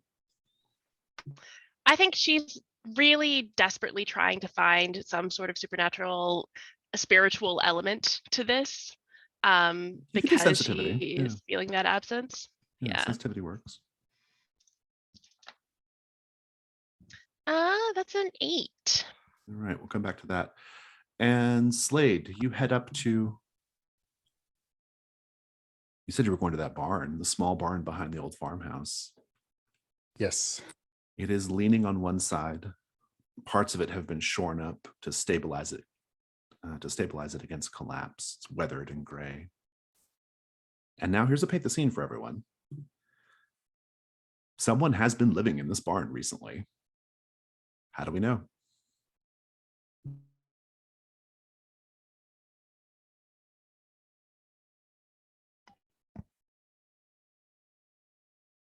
On the inside of the barn, someone has nailed some blankets and pieces of fabric as a bit of insulation from the wind. The ashes of a campfire that are still warm. Set against one of the walls underneath one of the windows with the windowsill broken off, so there's nothing you can put it on. There's a small jar, and in it a little handful of wildflowers, as if someone was trying to make the place feel more homey.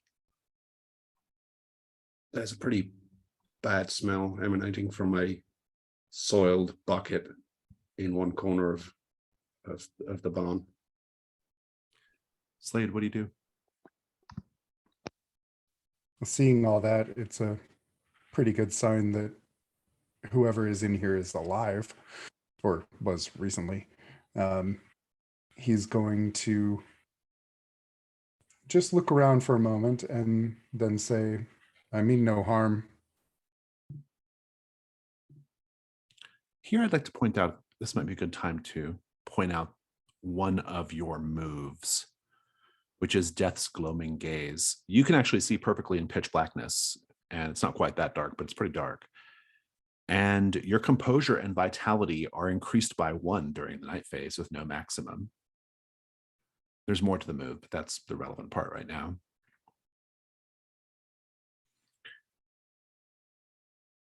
You hear the distinct sound of someone cocking or whatever you do with a rifle, making a rifle sound from behind the door.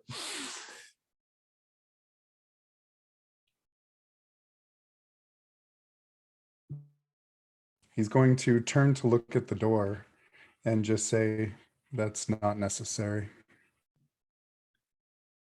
The voice that responds is a woman's voice.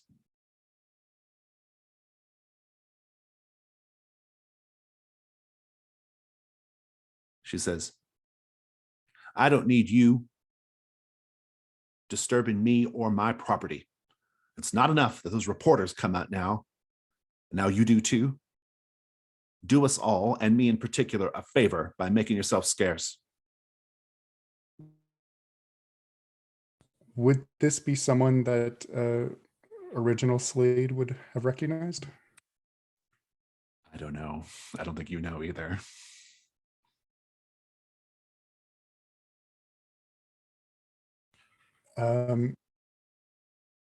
He'll say, I don't mean to trouble you. I seek only the lady in white. I know she's been here.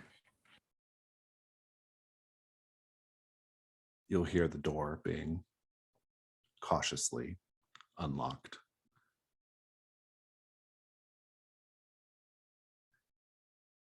Back to the Las Cruces stagecoach. David, another passenger, Albert Quarles, takes the confined space of the coach as an opportunity to pitch something to his captive audience. What is he selling? He's got a box on his lap. It's a pretty big box. And it's got a hinge on it. It's kind of polished black wood. And he's like looking into the polished black wood, and he's like talking, like he's getting his pitch ready. And then he looks up at the other people in the stagecoach, and he opens it and he turns it around. And on the inside is a typewriter. And he's like, now I don't know if any of you have seen this before, any one of these kinds of things before, but don't stop me if you have, because you haven't seen this yet. I'm going to Chicago, and I've got the idea, the thing that's going to revolutionize this already revolutionary product. See, this here is a typing machine, but it's got one big flaw. Every time you finish a line, and he just starts hitting buttons, and the thing goes like, and it gets to the end, you got to push it back. Zing, and he pushes it back. I've figured out the solution. This here little device. And he pulls out another piece out of the box and attaches it to the side. A self-winding, self-repeating line for a typewriter. It's going to change the world. And and it goes, and then it winds and pushes it back on its own. You don't have to touch anything. You can keep typing. I know what you all are thinking. I know what you're thinking. And then the pitch goes on and he doesn't stop. Very good. Travis, the Sidewinder kid has been called out in the streets, presumably by this Rory Hornbach. What do you do?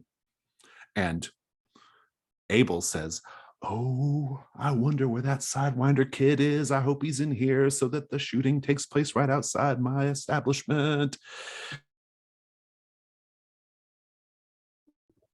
Travis, even though his hand is shaking a little, he's had this run-in with the stampeding horses already today, escaped from that. But he takes a deep breath and takes a sip from his beer, puts it back down. He says, gentlemen, if you'll excuse me, I need to step outside a moment. And with as much swagger as he can get into his step, he walks out to the front of the saloon. Wyatt, do you know your brother refers to himself as a Sidewinder kid? I've heard him practicing in his room. He doesn't think I can, but I hear him practicing one-liners, practicing quick draws.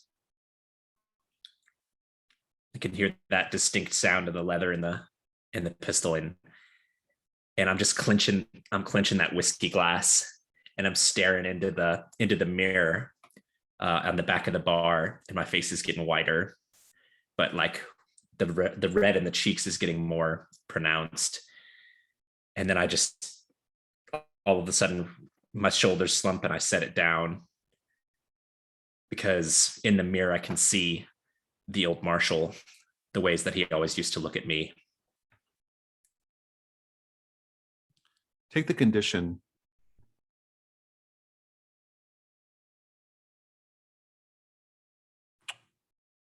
Wistful.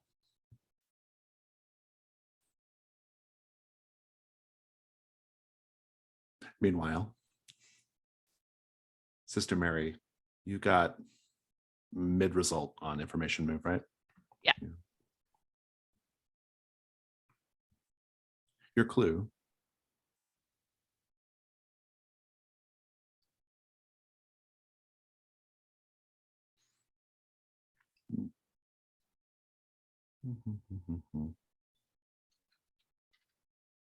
You find amid the wreckage something that certainly would not have been transported to the general store and therefore sticks out. A dusty rag doll missing its head. That's your clue. And then you feel a distinct chill in the air. And you hear words whispered.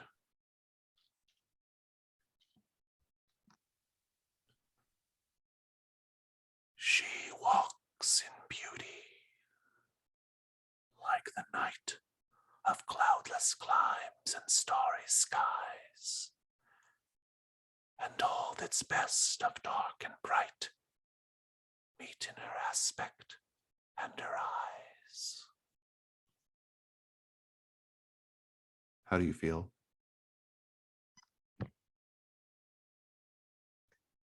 This isn't the first time that Sister Mary Erstwhile has heard whisperings in the dark, but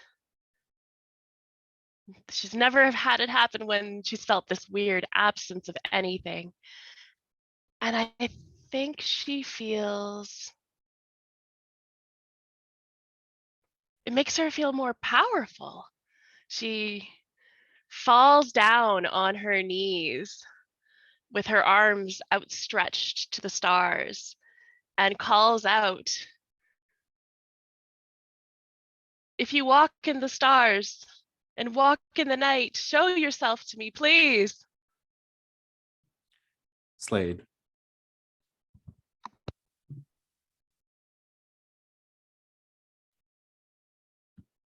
A woman who appears very, very old, though she moves like someone who is not as old as she appears,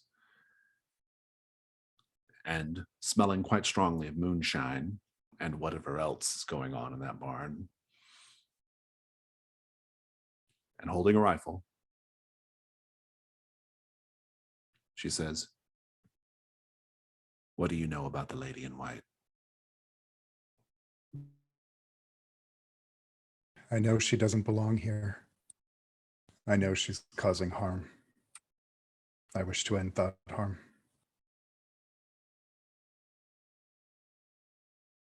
Aren't you Slade, the rancher?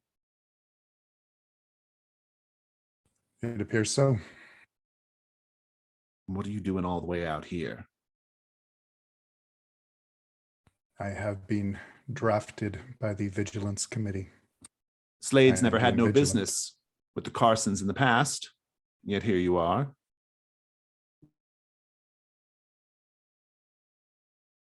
Here I Vigilance am. Committee. What are you vigilating? The lady in white? Ghosts? The wounded knight? Yes.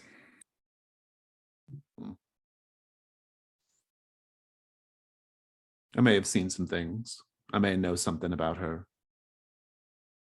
But I'm not sure why I should tell you.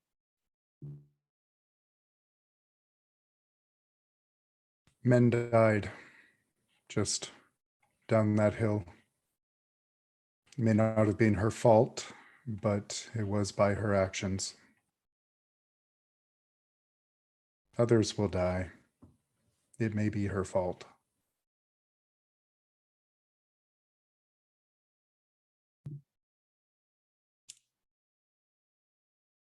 She reaches up and touches your cheek. He won't flinch, but he'll kind of sigh and look down. Say, I wish you had not done that. Her eyes widen.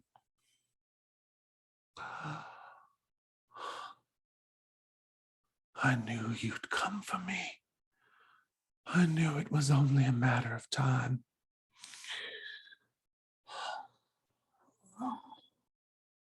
Her emaciated frame is becoming even more emaciated somehow.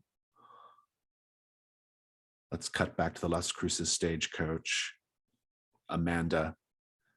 By the second night, the third passenger, Tessa Bainbridge, finds herself falling in love with another person on this journey. Who and why? Tessa is looking a little bit worse for wear. It's been a few days of hard travel, and she's been hugging a large bag to herself full of all of her most important belongings on her lap. And she's been quiet. She really hasn't talked to anybody in this coach yet, being the only woman there. It's a little bit awkward, but she has been watching the coachmen, specifically Fred, this whole time, and wondering about how the life of a coachman must be, how freeing it is. You get to travel around and meet all of these new people, and there's always something to do and a place to go. And she's thinking about her own journey, where she's going to Chicago to marry the son of her father's business partner, who's a nice young man. And, you know, he'll treat her well, and she'll have money and a lovely home and no adventure ever again. And in her imagination, she's imagining Fred whisking her away on the coach to somewhere exotic like New York, or, well, she really doesn't know anywhere else from the stories. And, well, it's just imagination, so she doesn't say anything. Just allows herself to daydream as she hugs her little carpet bag.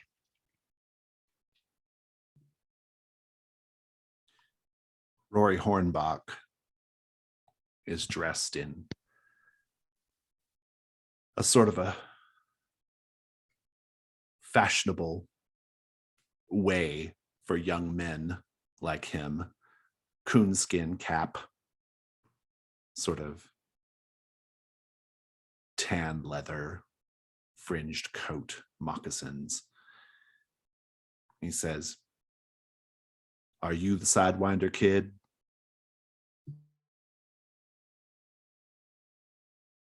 Travis gives him a slow look up and down, kind of turns to the side and spits. What is it you want, mister? I've come to build my own legend. Just getting started out. And I figure the lowest rung on the ladder is the best place to begin. Let me give you a piece of advice. Turn around, start walking now. I ain't gonna say it again. He says, "I'm no coward." And he takes a sort of like dueling position in his gun. Here we should read your move, because this is a really key move for this character. It is that cursed mission. The Lady in Gold instructed you to shoot and kill any rival who challenges you. Providence has sent them to die at your hands. I can introduce the rival. We'll skip that bit. If you choose to duel, you will kill them. Choose whether you use damnation or salvation. That's the names of your guns, damnation and salvation. If you choose damnation, describe how they die horribly and write down a hellish detail about the engraving on damnation that appears as a result. If salvation, describe how their death is somehow beautiful and write down a heavenly detail about the engraving on the pistol. If you decide not to kill them, you cross this move off completely, and a new threat enters play. Which do you choose? Well, I think Travis stands there with his arms folded, one leg crossed behind the other, trying to look relaxed. The reason he's got his arms folded is because his hands are shaking, partly with the excitement of the day and partly with, the danger of this moment. And he wears his guns in like a cross draw rig, so the handles are facing forward, so he would have to like draw a cross to pull them. And damnation is on the left hip, so that will be drawn with his right hand. And yeah, he just watches this man in the street whose name is not even taken much note of, and as soon as he makes any kind of move for his gun, damnation's going to come out, and it just is in his hand before you don't even see him move. He's so fast. Describe his horrible death, and how does it affect the gun? There's one gunshot that rings out, and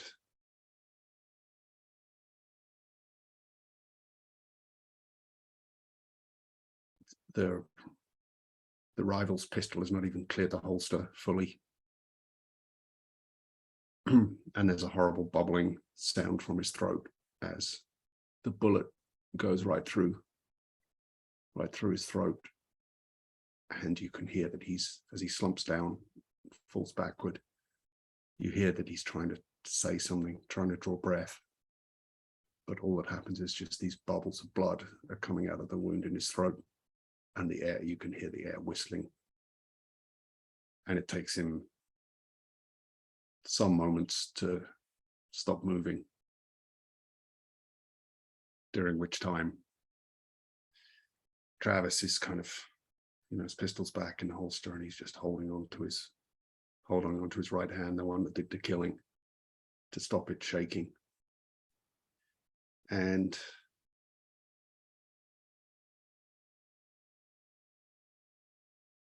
I think the detail on the gun is at the, the sight, the filed down sight on the top of the pistol. That's, he's filed it down to make it draw quicker. But the design of it is kind of like a twisted horn on top of the gun. And you can just see the remains of that where he's trimmed it down. Nice. Note that detail under damnation. Wyatt, where are you at in this scene? What's going on? Where do we see you at? I think just clutching the rail on on the, what do you call it? The walking path that would have like that wooden walking path that's underneath all of the buildings, just clutching the rail there. Shaking my head before the gun goes off. Seeing the whole thing, and my brother's still standing there, kind of holding his shaking hand with the pistol still out. And then I just kind of slump my head and walk off. Sister Mary Erstwhile, your prayers are answered. You see before you a translucent figure in a white dress with long black hair. They reach their pale hand as if to touch your forehead in a manner of blessing, but their hand passes through you, and you just feel intense cold in your body. And you take the condition chilled to the bone.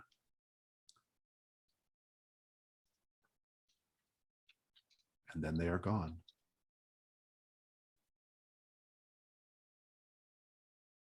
Sister Mary Erstwhile shivers and then collapses onto the ground with weeping breaths, but no tears, just desperately bringing in air, trying to fill that absence that is now even more noticeable because of the cold. But I think there is no filling this.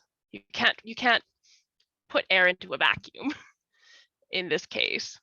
And I think she just lies there for a long time on the ground, wondering why she deserves this punishment, but also knowing that she does deserve it.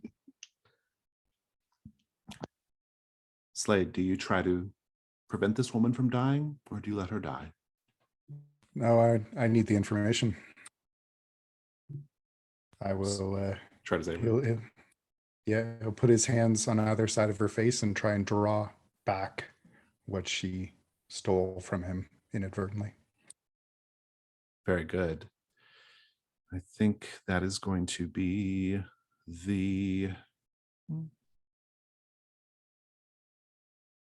night move at disadvantage. What are you afraid is going to happen if you fail? Not only will she die, she will become a angry spirit. And it's worse than that. This angry spirit will specifically haunt the Vigilance Committee, since you mentioned the Vigilance Committee right before she died. But please roll with sensitivity at disadvantage. Do I get an extra sensitivity or just with it being night? Oh, composure. No. Composure and vitality. Yeah. That is 7. Or +2, 9. Let's read the night move, 7 to 9. I'll tell you how your action. Oh no, that's the day move. You do it or hold steady, but there's a complication or cost. I'll describe it. I think the cost is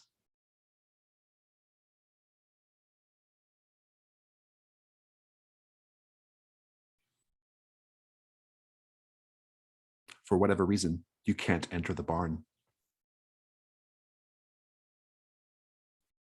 If you're okay with that, we'll go with it. Or you can mark Janus Mask, of course. Sure, let's get a mask on. So for people watching the video who don't know the between, there's a part of the character sheet called the Janus Mask. It's divided up into 2 halves, the Mask of the Past and the Mask of the Future. Mask of the Past explores things about the character's past. It is one of the rare opportunities that the players have to talk about their character's backstory. And the Mask of the Future portends different possibilities for how this character might end up at the end of the day, what dark future or fate might await them. What are you choosing to mark? The Darkened Threshold. Very good. We'll pick up with that in a bit. But she lives. Whatever she took, you're able to draw it back. But she says, I know what you are. I know what you are. And we'll just end there. Actually, I'm going to mark Cosmic Passage instead. Okay. Let us conclude the night phase with that. And go to the dawn.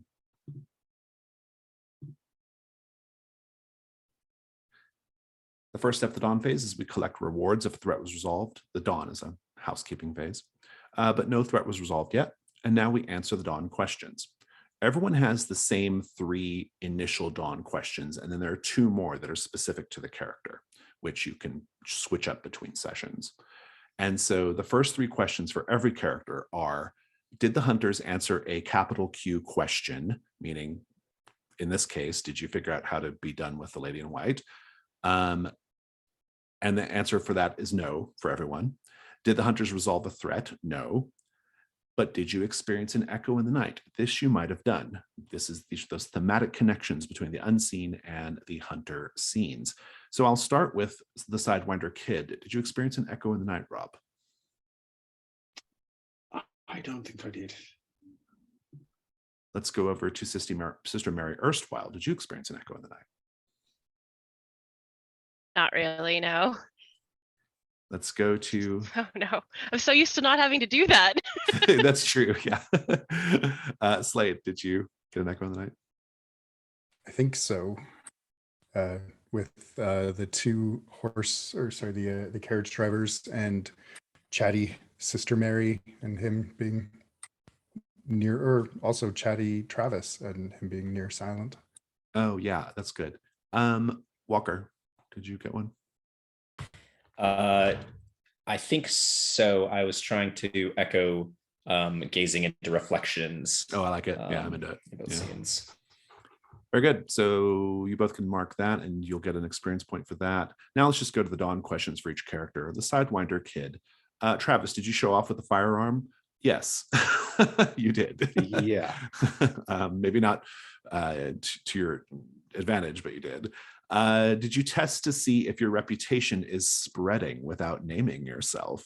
I think you did. That's that's what I was going for when talking to the barman, bartender. Yeah, that he wasn't mentioning that he was the Sidewinder Kid, but he was trying to talk him up a little bit. Very good. So you have 2 XP of your 6 needed to advance. Let's go to Sister Mary. Did you let yourself be driven by guilt, Sister Mary? Not so much by guilt, I think, more by desperation. I'll take it. I don't know. I think I kind of got that vibe as we were playing. Yay. Did you try to convince someone to do the right thing? I don't think so, unless Okay. they consider getting the lady in white to show up. But Yeah, I don't think that's true. I don't feel like Yeah. quite came up. Slade, did you express a clear preference for the night over the day? I don't think so. Did you have a misunderstanding with another character because they perceived you as the host? I would say I do believe so. the last, yeah, the woman, yeah, for sure. Walker, did you stare mournfully at someone who reminds you of the old Marshal? I think so. My own reflection in the mirror. Very good, very good. Did you deliver a cold monologue about the cruelty of justice? I think you kind of did. I was trying to with Del Sol. Yeah, I knew what you were doing. I picked up on it. I thought it was a good scene, if nothing else. So you can have that. You can now mark New Dawn questions of the elective ones if you wish, or leave either or both the same. If we have any playbook or custom moves that need to get resolved, we would do that now. I don't believe we do. And then the kid has one. What does the kid have? For the sibling. That rotten kid during the dawn phase, if your sibling has not already assigned you a task, ask them if they did. Yeah, I did, and you did it, so you don't have to take any condition. Yeah. Fabulous. And then Janice Mass prompts. So the only one that got marked today was the Inevitable's Cosmic Passage, but I don't think there's any narration with that one. It just says increase your sensitivity by 1, max 3. Narrate. Oh, you do. Narrate a scene where the host takes on a permanent aspect of death incarnate. What does that look like? I think like the children of El Paso, in the dark, his eyes glint with a cold blue. Very nice, very nice. Love that. Very, very good. Let's go ahead and do stars and wishes. Stars are things that you enjoyed about the session, either something with the characters or something about the game itself, something one of your fellow players did, something I did. Wishes are things that you hope to see in the story next time. Whoever wants to go first, take it away. I can go. Stars, of course, for David and Jason and Daniel and all the people that worked on this game, because it's so much fun and I'm already super here for it. Because I did get to do that playtest. I know some of the changes that you've made since then, and it's just like, it was the icing absolutely on this cake that's really made it. So yeah, stars for that. Stars for my fellow co-players, David and Rob and Ben.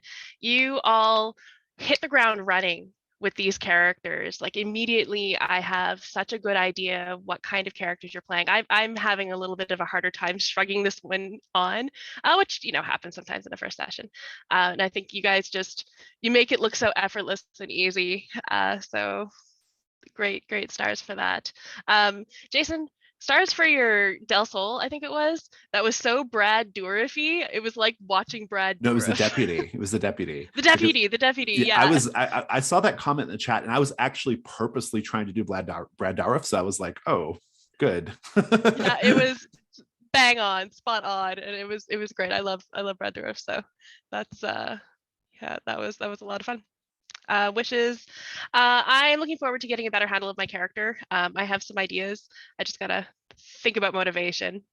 I think that's where I'm lost. I'm excited to see how all of our characters are going to interact with each other, because we only kind of just get started and there was still a lot of separation between the groups.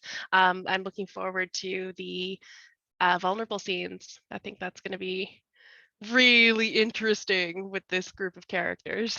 So yay, can't wait for next week. Stars for me. I really enjoyed everyone's characterizations quite a lot. I thought that the sort of like unearned swagger of Travis was very, very good. I liked the interactions between the Marshal and both Del Sol and with Travis. I thought it was really great.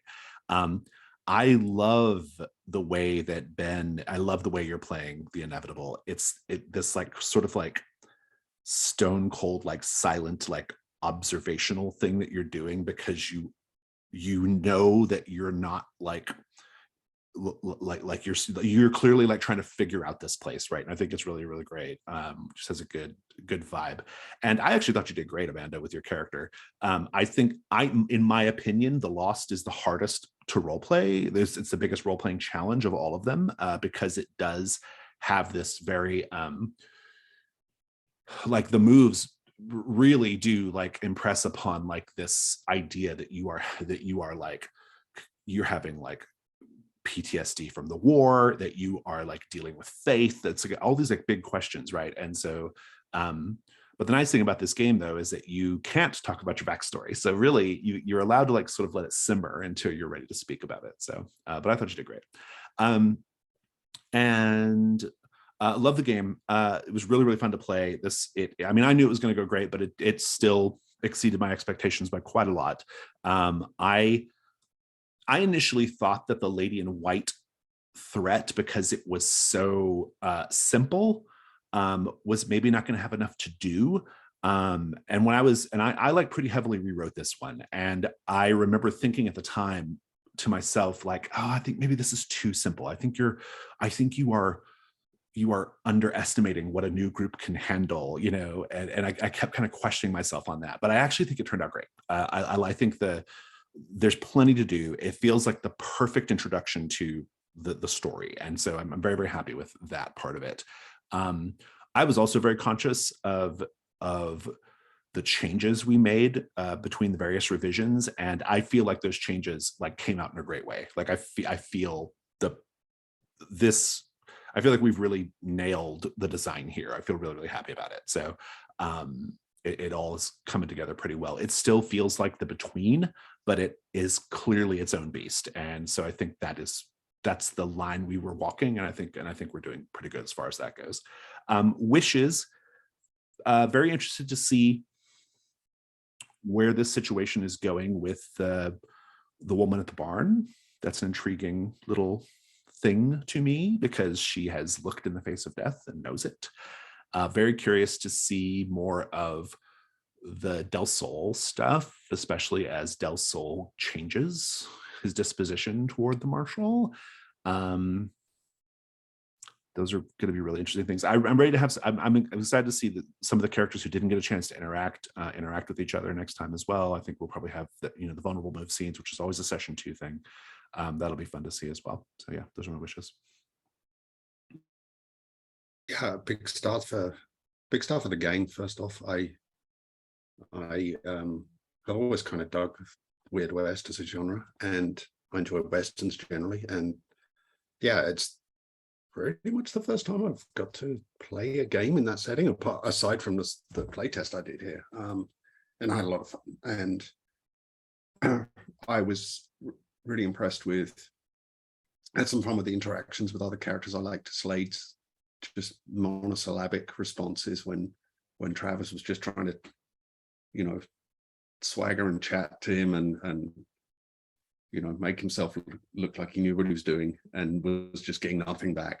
And I really enjoyed the confrontation with Marshal Wyatt in the bar as well. That was a fun scene to do. In terms of wishes, I guess I'm kind of playing the same character and we're doing the same threat as we did in the playtest. So I'm looking forward to session 2 where we kind of move beyond that and I get a chance to develop the character a little further. And and obviously Travis and Sister Mary have not had really anything to do with one another yet. So looking forward to that too. Yeah, I think stars for everybody's what they're bringing for the characterizations, Jason, with the deputy and Del Sol in particular were memorable for me. The deputy characterization was great. That's exactly how I imagine Wainwright to be. And the added wrinkle of that, and a star for the confession, that is this dark, really, really major secret that this earnest, otherwise somewhat perhaps incompetent deputy is managing to keep was pretty great. And the conversation that happened around that secret afterwards was pretty good. I like that. Star for how Rob is doing this thing where he's just a terror to the town, where the kid is just a menace to everybody, either because he means to be or just because that's how it happens. That was pretty good. I'm curious to see if that like carries forward or if that was just a session one thing. But it was like a great intro into the kid character.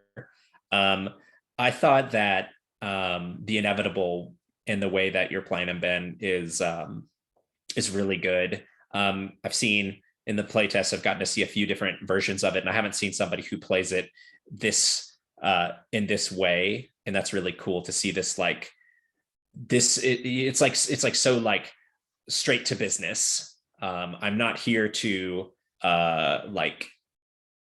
pretend to be Slade. I'm just here to figure out what's going on and maintain my cover as Slade if I have to. And like, or like the best way to maintain my cover is just to not speak and only speak when spoken to and answer as briefly as possible. But it's always going to come out. And I thought that was a great interaction with the woman, Bertha, when she reached out and touched you and like that inevitable thing happened. But you were able to reverse it because of your ability. That was really cool. So all that was wonderful. I didn't expect to feel so responsible for the town as the marshal, but I feel very responsible for all of the crumminess that's happening in El Paso already. So that's kind of an unexpected star. And that's kind of how things shook out. I got to do some kind of sideways investigating, but more than anything, I was just kind of dealing with crummy things going on in town. And that was great. Stars for, as everyone said, the game. It's really cool to see this alternate take on the Between after playing so much of the original. And also, I really loved the scenes between Travis and Wyatt, and obviously Del Sol. I really liked the hint of the questions that are going to be raised between Sister Mary and Slade, and a backdoor wish there. I want them to discuss theology more. That's going to be fun. Yeah, this was really nifty. I'm glad we got to see someone touch Slade in the first session. Thought maybe that would take a bit of lead up, but that was a good way to do it. And let's see how the repercussions to someone. No, someone is a potentially crazy hermit, so I don't think Slade's too worried, but still. Yeah, this was great, and I'm looking forward to more. One last quick star that I forgot to mention. Star for Jason for pulling out the Sidewinder Kid. That's a weird name. Why didn't you go for something like the Rattlesnake Kid? I died. It was great. Just the joke for people who are listening because you wouldn't know. Rob's character was called the Rattlesnake Kid in the playtest. Oh, I didn't even know that. That was just that was pure happenstance. And I had forgotten that. Yeah, it was pure happenstance. So it was so funny. Very good. Are there any other stars or wishes? Okay, then. Let's have a scene. Something your characters are not aware of, but we're aware of as players. A lavish room. Everything is soft and velvet. And there's a bed in the center of the room. Unusually, it's round, piled with pillows, with a canopy draped over. And there is a woman laying there in the bed with a sort of like sheer negligee situation. She's pouring a glass of champagne for the man laying in bed with her. He's undressed, but covered by the sheet. He's sitting up in bed, and you can see the terrible bruises and scars on his neck. And he says,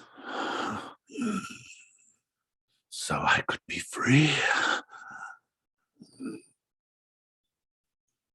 That's the plan. She smiles and pours him a glass. That Vigilance Committee, they will try and get in the way. And witnesses, they'll have to go too. We can take care of them. Let's just stick to the plan. They toast. And the camera watching this scene moves out the window, showing them to be in the caboose compartment of a long black train, floating silently on the misty Rio Grande River. I will see you all next week. Wave goodbye.